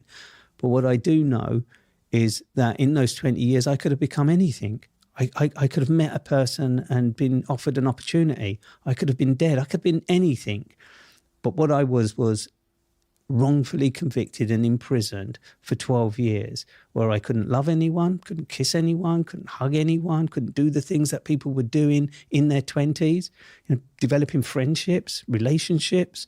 None of that was afforded to me. So when I walked down those steps and I shouted in the media because there was interest in my convictions being overturned, that they'd stolen those years, all of that was a release for what happened next in my life. Did they ever say you were innocent, the criminal justice system? Did they ever? By quashing my conviction, they accepted that the evidence against me was unsafe.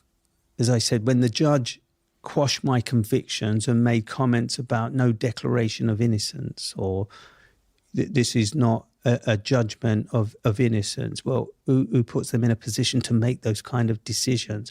But it was typical of the kind of racist system that I'd experienced. We'd beaten the system.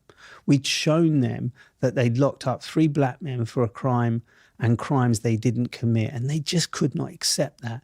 And so their final word at the appeal court to try and damage or limit the damage that he had done to the criminal justice system was to say something that would make journalists question whether these men should be released or shouldn't be released. But the simple fact that the judges had reached the conclusion that our convictions were unsafe, the simple fact that they quashed my convictions and released me from the hellhole that I'd been in for the last 12 years was indicative that they knew, because they'd already rejected my appeal many years ago, and for years on, they wouldn't hear my appeal. So there was a damage limitation. And if they really, in my view, if they really believe people are guilty in prison, regardless of the information and evidence, they don't release them. You don't get out. The Court of Appeal is one of the hardest places to get your convictions overturned. So when I walked out, despite the judge's reservations and the court's reservations, I was released an innocent man. They recognised that. The Home Office have a criteria where they only compensate people who are innocent. And I was compensated for the years that I was in prison. The rules have changed now, and they don't compensate people who have been wrongly convicted, miscarriage of justice victims, unless there is some insurmountable information where they have an obligation. And I don't quite know how it understands, but it was indicative when the Home Secretary, in my case, the new Home Secretary, I think it was Jack Straw at the time, agreed to compensate us ridiculous amounts of money, not as in wealthy, They could never compensate me for a day of my life in prison, let alone 12 years. But it was, again, another indication and a vindication of our years of being wrongly imprisoned. When I read through all of your research, I was wondering about this. I was wondering if there was ever first of all, they were clear that they came out and said you're innocent, which I think is really, really important, because it was kind of ambiguous, the statement. There's no ambiguity here. My convictions were quashed and I was freed as an innocent man. Judges' comments. It was an apology, judges' comments that made it seem like they were trying not to. Because, again, it was that damage limitation. It was judges sort of saying, these convictions are unsafe and we're releasing these men, but we're not saying they're innocent. Yeah, that bit, which I think is a bit of a arsehole thing to do if you've just admitted that the case is can't stand. But that's the system we work under. To convict 3 black men when the crimes were committed by 2 white and 1 black man, that in itself is indicative of how unfair our system is. And that was another indication. And an apology. I was trying to figure out if there was an apology from someone. I got an apology about a year and a half ago from a senior police officer who I interviewed on my podcast for the Metropolitan Police. And that's the only apology I've ever had. I've never had an apology from the courts. I've never had an apology from the criminal justice system per se, but I did get an apology. It was more of a kind of like, Raphael, love to speak to you and I'm really sorry what happened to you. So from that side of the world, that was probably the only time someone said sorry to me. But I don't need sorries. I don't want sorries. They can't give me back my 12 years of 12 million sorries. It just doesn't work for me. And then the last point was compensation, which was obviously, as you've said, they can't compensate. They don't compensate. It's a policy. They do not compensate. But I mean, even if they gave you £1 gazillion, it doesn't compensate for taking 12 years. They don't give you £1 gazillion, trust me. But they gave you a decent compensation, as in like a big monetary number. They give you, I won't say the figure, but they do give you, tens of thousands of pounds. Okay. Which is an amount that they deem to be, depending on your circumstance. If I was you and ended up in prison, because of all the loss, they'd probably have to give you lots of money. They probably wouldn't give you anything that you're worth or that you've earned. So it's relative to... It's relative to what your circumstance is. And then they charge you for bed and board. Fucking hell. So I spent 12 years in prison for a crime I didn't commit. And then out of my compensation, they deduct bed and board, bed and lodgings. So from my fucking compensation, they then took... So they give me a lump sum. So let's say they give me £100,000. From that £100,000, they calculate how much it would have cost me to pay rent in a single room, in a flat, and then they deduct it from your compensation. Psychological, psychiatric, any kind of help that you need mentally or even physically or even your health that has deteriorated during those years in prison, they then put that within your compensation. Don't give you extra to go and get psychological or psychiatric help, which is something that I think anybody who's come out of prison wrongly convicted needs, or even somebody who has mental health issues before they go into prison. But that's not factored in. I was very fortunate that I fell into another institution, the BBC, and started a career there that I didn't have time to see a psychiatrist or a psychologist. Biggest mistake I ever made, because I think it would have done me good. What are those scars? You talk about psychological scars. What are those scars? I think it's the things that we are entitled to as human beings: love, emotion, being able to be open and honest with the person that you love and care about, being able to talk to the person that you love and care about, have open conversations. And I struggle with that now and have done, because I have been so protective of what I say to people out of fear that they will misuse that information to get me into trouble, or just having a conversation with somebody that they turn that into something that it wasn't. He said this to me when I didn't. So there has been this innate fear in me over the years that I was in prison and when I first got out of prison. And there's also the inabilities to do things, make choices for yourself that are really challenging. I remember when I started my relationship not long after I got out of prison, and I just couldn't make a decision for myself. I really struggled to make simple decisions for myself, and felt like a child again, turning to the person that I'm supposed to be developing a relationship with, a girlfriend, and asking them things that they laughed about at the beginning. It was quite funny because they kind of got it, that I'd been deprived of those abilities for so long. But then it becomes quite quite stressful, quite challenging to be able to stand there and sort of say, well, what should I do? I don't know what to do, because someone's always made those decisions for me. Do I take the curly whirly or the marathon? You think it's simple stuff, but when you've not been able to have a choice because there was only one thing on offer, i.e., Happy baked beans as opposed to Heinz baked beans, and then all of a sudden you've got Happy baked beans, Heinz baked beans, and all the other bloody baked beans or all the other coffees, and you're used to one being able to. And I still struggle with that. I know people do in life struggle with it, but it's heightened when those decisions are taken away. And I liken it to the lockdown period. People said to me, oh God, that lockdown period is equivalent to being in prison. You do have a handle on the inside of your bedroom door. You can open that door and walk out your bedroom door. You do have a handle on the inside of your front door. You can step outside. In prison, I was never able to do that, and neither are other prisoners. And I'm not saying you shouldn't feel sorry for people like that. It's just, let's not compare things that are very different. And that's not me in the slightest, Steve, saying that people that struggled during the lockdown period and even now as a result of COVID and what it did to them financially, etc.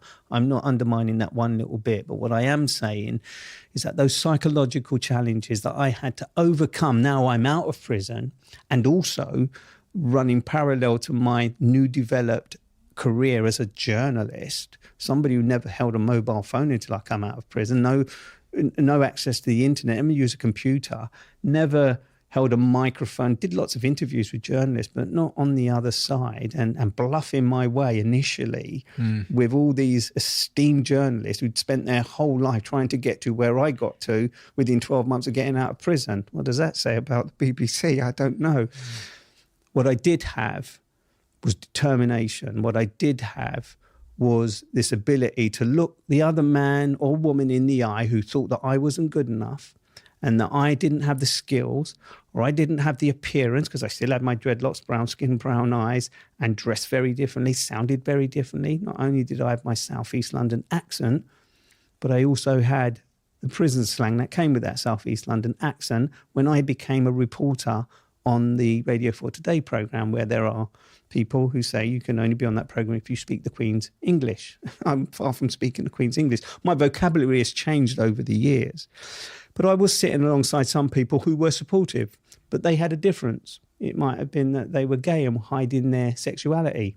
And so there was a kind of kindred that we didn't even know we had, but for some reason they accepted me. But as I say, I was often sort of referred to in the media at that time as this kind of convicted prisoner working in the BBC Today programme. Didn't matter to me. And I was very lucky that Greg Dyke at the time was making big statements about the BBC being hideously white.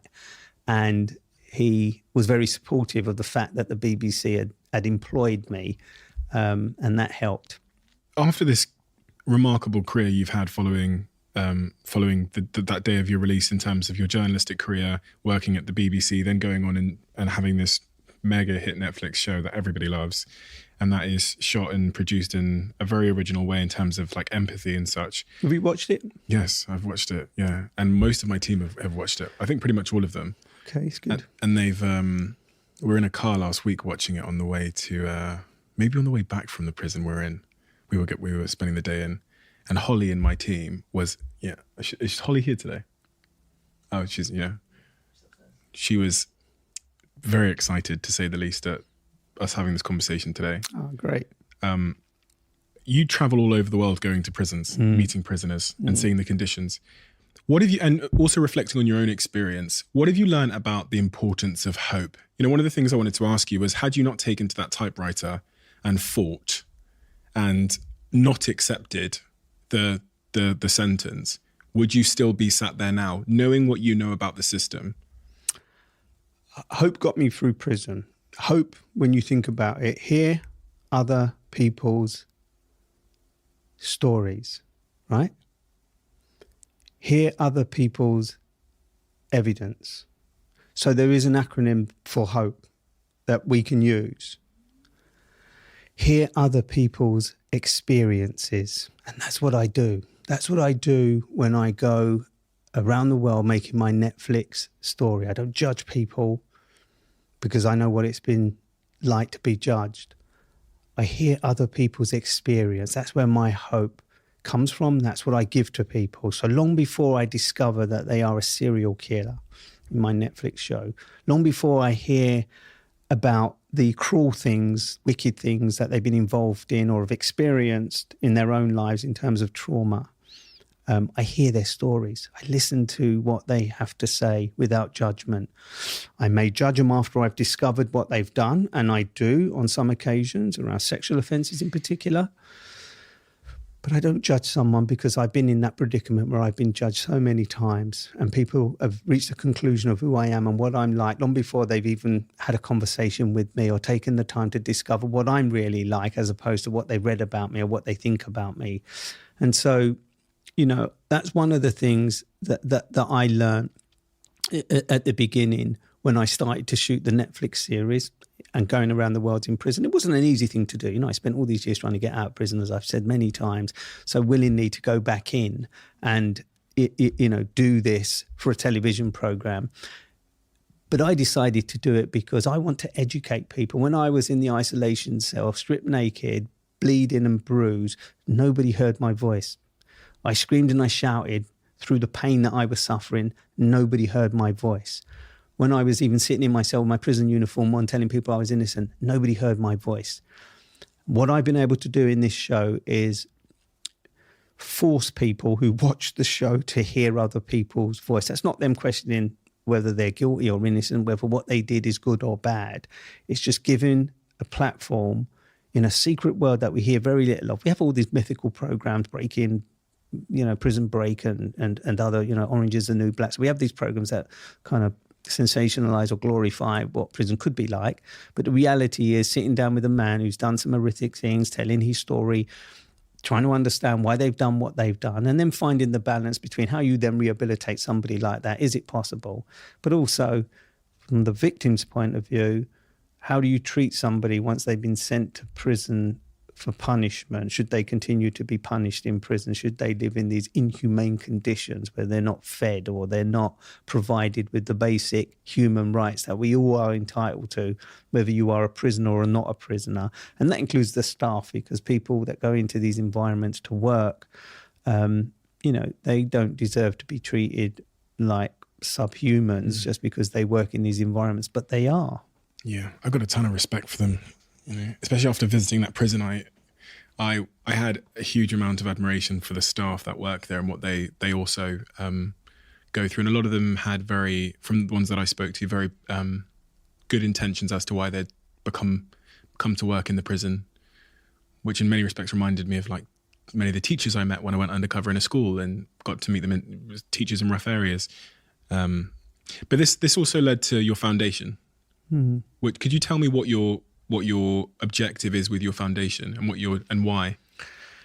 I think it's simple. I mean, it came about simply because having been to so many prisons around the globe and having witnessed so much suffering that is unnecessary, you know, regardless of what you think about prisoners, and I know there were lots of people out there who think, well, they don't deserve any better, although surprisingly, as a result of my Netflix show, a lot of people have written to me from all over the globe saying, oh my God, I believe that they should be locked up and the key should be thrown away. But having watched your show, I have a different perspective. No one should be treated like that. No one should be, et cetera, et cetera. So that in itself, and all of the messages I get are so positive. I really can't think of any messages that I've had from people.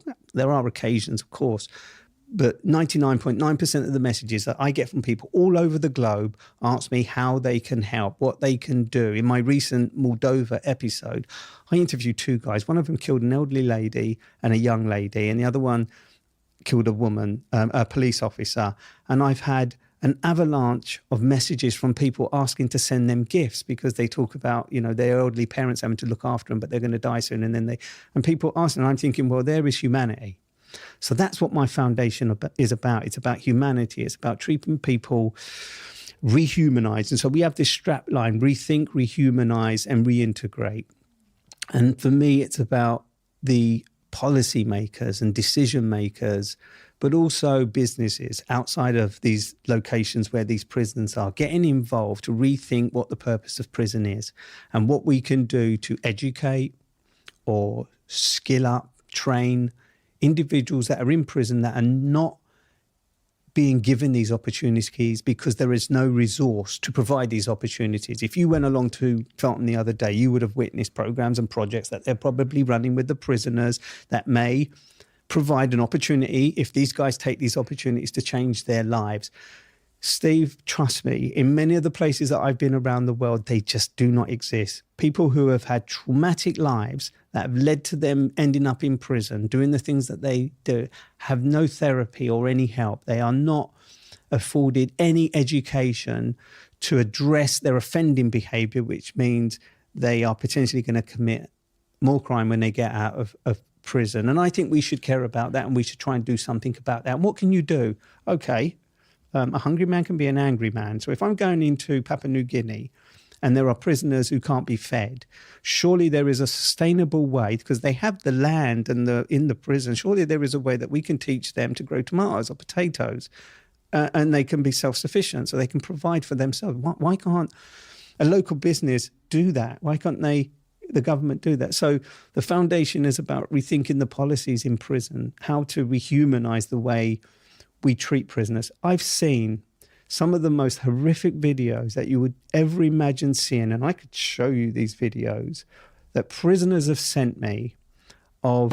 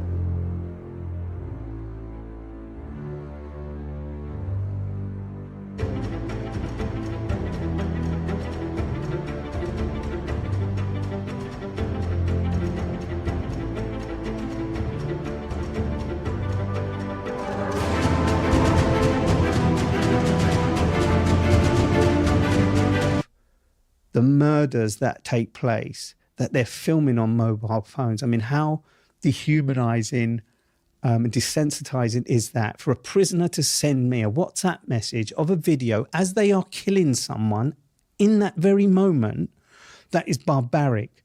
And I'm saying, why? Why would another young man like you video the decapitating and what they're doing to other young men for no other reason than they belong to another gang, or because they did? And I've seen quite a few of these videos where riots are kicked off in certain places that I've been to, and I've met these individuals, and I'm thinking, why? And it's simply because these young men have never been told that gang life, violence, is wrong. And I mean that when I say that, because they don't have therapists or psychologists or NGO groups, charities working in these places trying to address the issues that these guys have experienced. And then it comes down to reintegration, doesn't it? You're going to let these guys who are prepared to kill in prison back out into society where they've been traumatized by what they've witnessed. And what I gathered in some of these videos, for example, is, one guy's filming it and 3 or 4 guys, 5 guys are standing there. You can see that they don't want to take part in what is taking place, but they do, because if they don't, they could become the next victim. And that is really sad to see. And you can see it in their eyes. You can see it in their demeanor. And so you can see them taking the weapon and inflicting a blow in a way that you can see they don't really want to be inflicting that blow. So I've seen these things firsthand in these environments, in these prisons around the world, where they don't have the means to make a difference, to change things. And so I set up the foundation off the back of the things that I witnessed in these prisons, with an intention to try and improve the opportunities for prisoners, staff, and the conditions in prison. So, for example,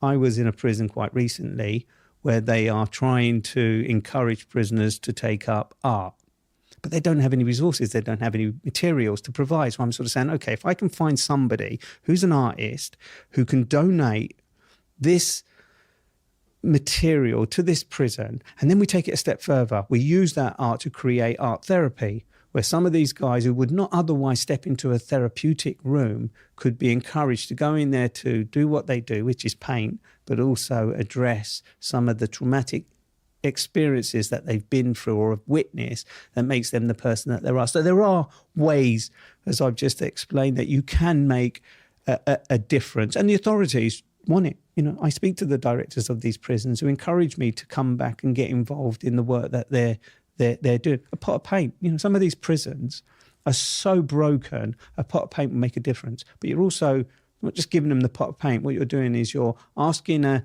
decorating firm, big decorating firm, to take their skills into a prison, teach these guys to paint properly. So there is an opportunity for them coming out to become a decorator. Now, that might not be everybody's ambition. When you don't have anything inside a prison, and that's what we're trying to offer, is opportunity and the other version of hope to some of these environments. Forgiveness is an interesting word because there's many layers to forgiveness. But when you look back on your time in prison, what happened to you and the people that conspired to put you there, some of them clearly very illegally, is it possible to get to a place of forgiveness? I don't forgive anybody who did what they did to me. I never will, never have, and have no intention of forgiving those people. They don't deserve my forgiveness, and I'm not a forgiving person in that sense. And there's nothing wrong with that. There's nothing wrong with that, is there? There's nothing wrong with me not wanting to forgive someone. I can understand things, but I can't understand why someone would tell a lie that destroys somebody else's life deliberately in the way that they did mine.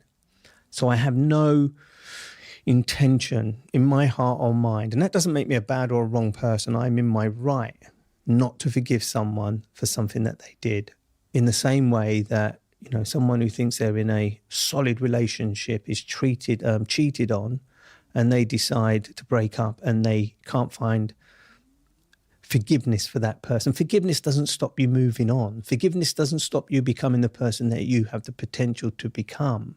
Forgiveness is a word. Actions, in my book, speak louder than words. To say I forgive you doesn't really mean I forgive you. It might make you feel more comfortable, and it might help you release the burden of the guilt that you felt for the wrong that you've done. But for the person saying, I forgive you, for many it will help. Of course it will. It will lift the guilt from them, or lift the burden of them being constrained by this hatred for somebody. But for me, forgiveness is just a word, and nobody who did or took part in what happened to me can give me back my 20s. They can't give me back the fact that I couldn't have sex for bloody 12 years, even though I sneaked one in that chapel. But they can't give me back the things that were taken from me because of what they done. And so I have no intention of forgiving those people. But that doesn't mean that I have any animosity towards them, or that I'm bitter towards them, or that I'm angry. Are you angry towards them at all? I'm not. I'm not angry towards them in the sense that I would want something bad or anything like that. That's not what I can. But of course, I'm still angry about their role in what happened to me. The two police officers that interrogated me, the questions that you asked me at the beginning, you know, the fact that they fabricated evidence, made up stories, and changed things to fit me into the crime rather than accept that the evidence was pointing away from me. It makes me angry to think that they did that, Steve, and that they were prepared to do that to me. But I'm not angry anymore towards them in a kind of way that disturbs how I should be thinking or behaving. I don't give them the time of day. When I'm sitting here, I'm talking to you, or I'm talking to other people about my experience, of course, there is this heat that I talk about that kind of warms my body, my ears, my mind, because I'm revisiting some of the experiences that hurt me. I'm revisiting some of those experiences that changed who I should have been. Even though, as you say, the silver lining is I've gone on to lead a successful career, maybe that's not who I should have been.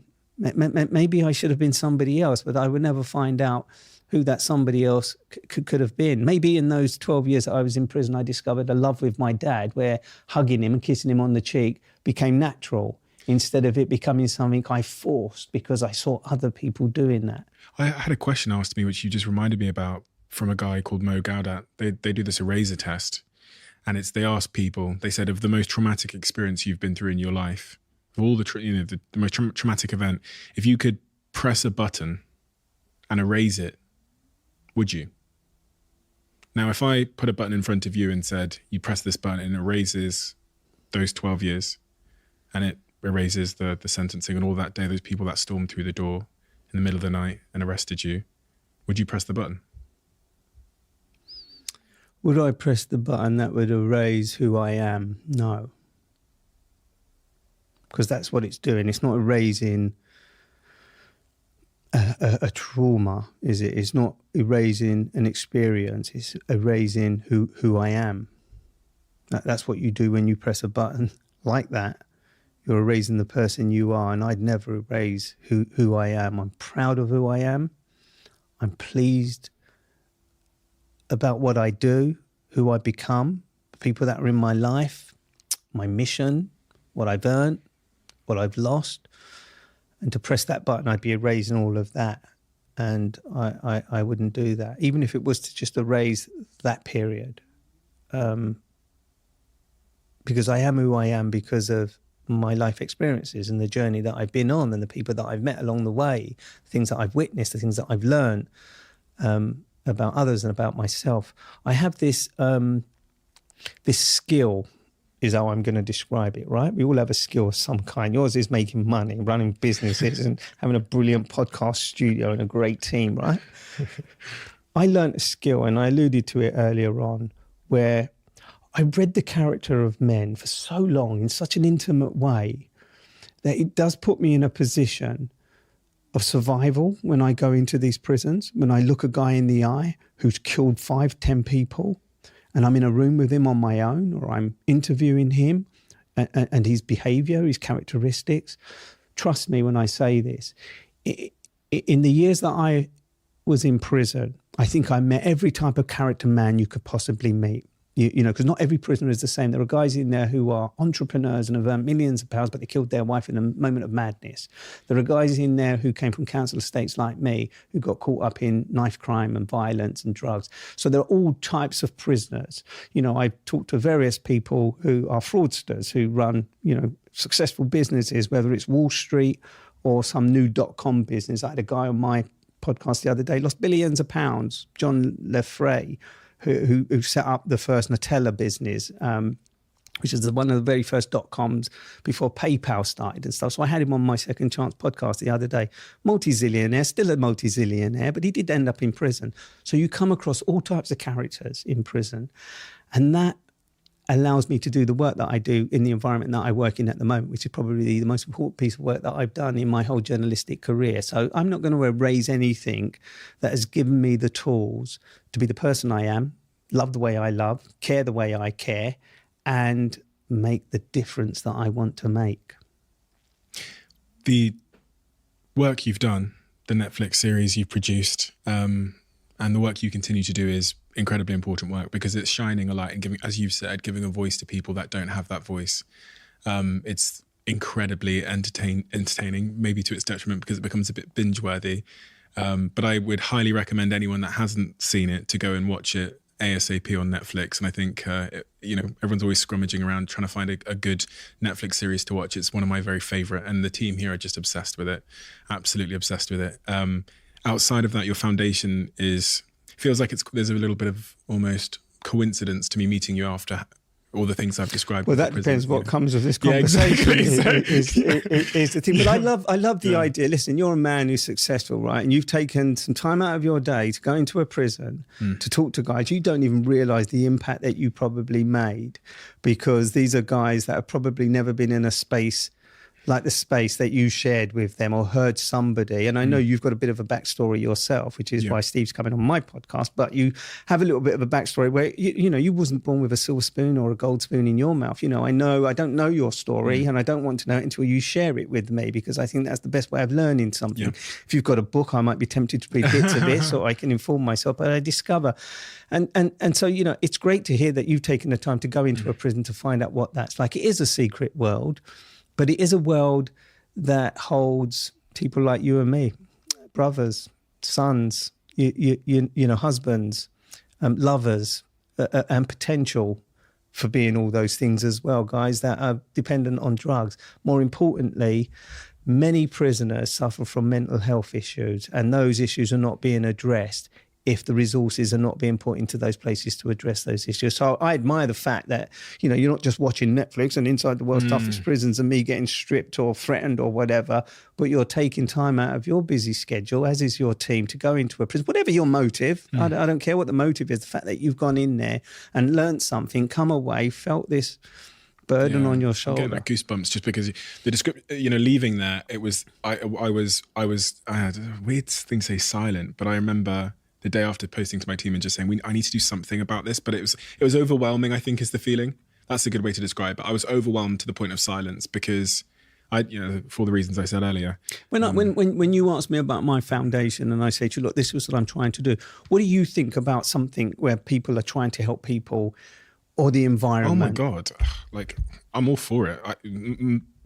I for whatever reason, have a bias to helping those that are struggling the most, and regardless of why they're struggling. When I went undercover in a school in Liverpool, I got a lot of flack because the kid that I warmed to and ultimately made a big donation to and provided, an opportunity to, was the kid that was doing really badly. And everyone's like, well, why don't you help the people that are getting straight A's? I took to this young kid called Stephen, who wanted to be successful, didn't have a father, was in school, was about to get kicked out, always in the exclusion area. And I remember looking on Twitter and seeing all this why did he help the kid that's down and counted out? So when I went to this prison, for me, as you've described the word humanity, I saw past all of that stuff, and it was just like especially from doing this podcast, you learn that the home life, the foundation, the environment that people grow up in, that puts them there, that leads to them being there. And that's what I see in these people. It was like, I saw the potential and I saw all the good stuff, and all the negative stuff really doesn't matter to me. I find it harder to see naturally. So that's why it felt like this burden, because, the kid that gave me his business plan, I'm looking through this and going, this is just amazing. If he just had a different father, if he just had a different mother, if he just grew up in the home that I grew up in, for better or for worse, I said to the kid, I went, this is a better business plan than I've ever done in my life. And I've made hundreds of millions in business. And and I meant it. I wasn't blown. I was like, I've never made a business plan that is 97 pages long and that has all this. So that was why I felt overwhelmed, because it was almost, I was scared at the loss of potential and talent and how that would cause a generational loss in potential and talent. And I wanted to do something about it, not knowing what I can do about it.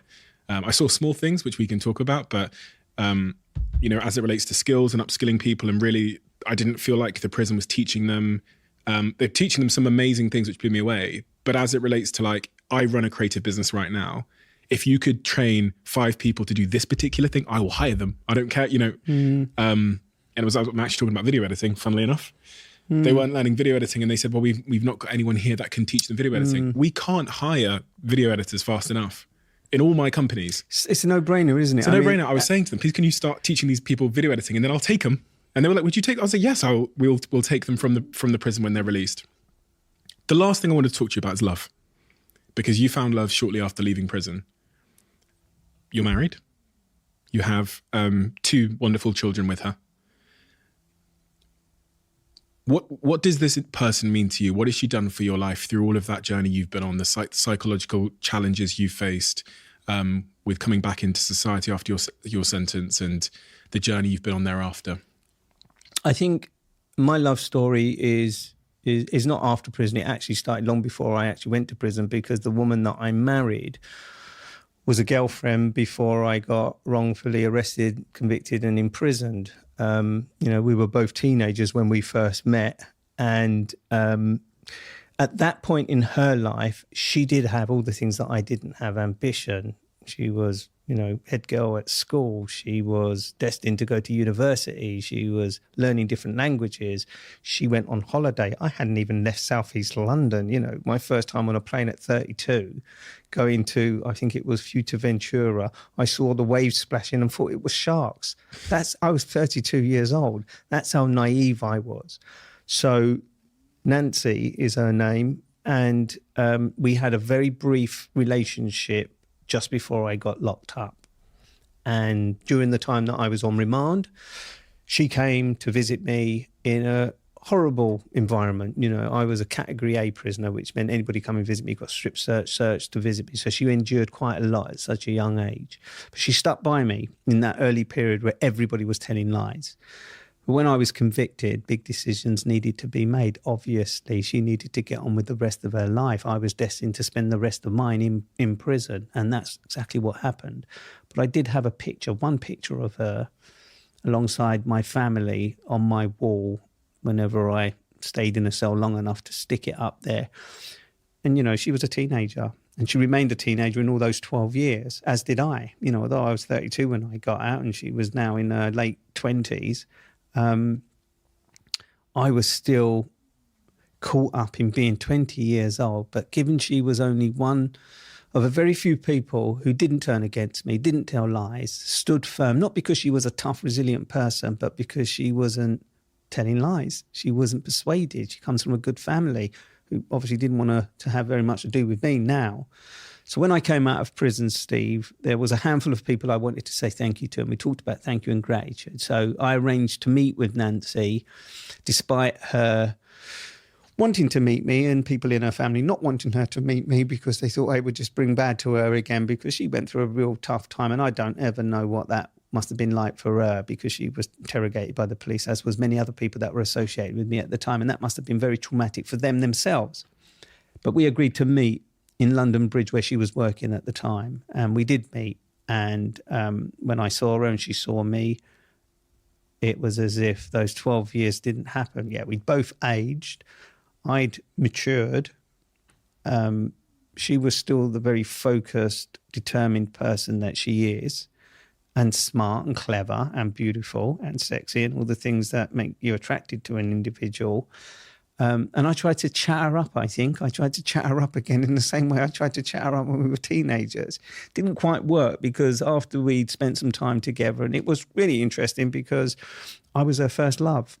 And although she'd gone on to live her life and have relationships, I don't think you ever lose your love for the first person you love. I don't know, because I'd never been in love up until that point. I'm 32 and I'd never been in love. After that brief meeting, we said goodbye, asked for a number, like you do. And she wouldn't give me a number. I'm still just discovering how mobile phones work. But anyway, I asked for a number. She wouldn't give me a number. She had my number. And then we were on London Bridge platform. I was on one side of the platform going one way. I was living in East London at the time, and she was on the other platform going South London. And then, kind of waving before the trains come. And across the platforms, this is genuine, across the platforms, my phone went ping. I opened my phone and it was her number. And she was standing there on her phone and she sent me her number at that moment. And that's when we started another little bit of a relationship. So we kind of had this whirlwind. I was still trying to live it up. I was kind of wanting to go clubs and do all the things that you do that you've missed out on or thought that you'd missed out on. She'd had all that in her university years, studying German and French at university. And that's how our love began, actually, our relationship. We started to see each other, spent more time. Then she come to spend more time at my flat, and then we bought a house together. And I fell in love. I fell in love for the very first time at 32 years old. I think I'd always been in love with her because she was so different to any other woman girl that I'd ever met in my life. And by that, I go back to that growing up in a council estate where no one around me had any ambition, girls or boys. No parent had any ambition. No word like university existed in our orbit.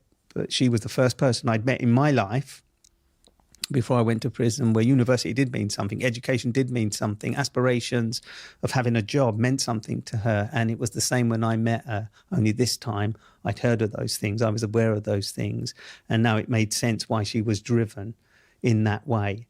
So we started that relationship and we started to live together, and then she fell pregnant with my son. And then we went to Jamaica, got married. And as I say, she's probably the first and only woman I've ever loved.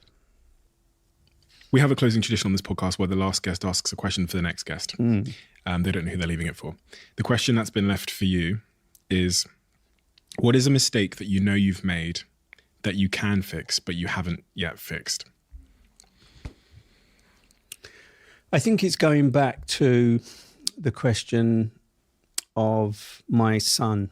I think the mistake I made was maybe walking out of that courtroom and giving up on what I should have done. I think that might have been a mistake, although I know it was the right decision at the time. But the consequences of my actions on that day has meant that I've never been able to discover anything about my son. So if I could correct that mistake, that would be the one, I think, to go back and see what would have come of that. It would have been lovely to be able to hand these diaries over to my son, although now he can probably read my book. So the diaries probably are worthless, but they are more to him. So I think that would be the mistake I would go back and correct. Thank you so much for your time, and thank you so much for everything you've created. And I say that because there is a lot that you've created in your books, in the podcast, in your Netflix shows, and everything that came before that as a journalist. It's such an important work, but I know that it can't always be easy. You even talked about the heat that you feel sometimes when you reflect on these really traumatic experiences. I know it can't be easy, but the value that it brings to enlighten people who wouldn't ever, have that they're privileged enough to never end up in prison or to be in those environments, but to just shine a light on that, I think creates a huge amount of empathy across the world, as it does for me when I've watched your show and I've read your book and I've had this conversation with you today. And that empathy can only be a good thing. And that's work that could not be more important. So thank you so much. And thank you for an amazing conversation. Thank you for the inspiration. And I'm fully behind you and your mission, because it's an incredibly important one. Thank you, Steve. I do appreciate you saying that. And I'll leave you with this thought. When we make mistakes in life, it doesn't define who we can become. And anybody could end up in prison. You get and leave me today, you get into your car, you pull out, and before you know it, you have an accident. That was no fault of your own, but the person in the car that you crashed dies. You end up going to prison for manslaughter. That doesn't make you a bad person. It doesn't make you guilty of something that you intended to do or anything like that. So all I'm trying to say is that message is, don't judge somebody because of what they've done. There are plenty of people that you can judge for what they've done. But in my space, criminal justice, prisons, not everybody in there is a bad person. Some people have just made mistakes. And I think every time you make a mistake, maybe you cheat on someone, do what you shouldn't be doing, you shouldn't be punished for that in the way that some people are being punished around the globe in prison. So thanks for having me on, and I appreciate your being inspired by who I am and what I do, as I am you, of course, and I know lots of other people are, because when I say I'm going to have a chat with this guy, Steve Bartlett, on Diary of a CEO, which I've listened to on numerous occasions, it's like, oh my God. So you know, crazy. You're a successful guy, but there are lots of people out there who are inspired by what you do, and you know that because of the way you interact and the people that. But we must never underestimate the position we're in to influence people to help other people. Amen. Amen. Thank you.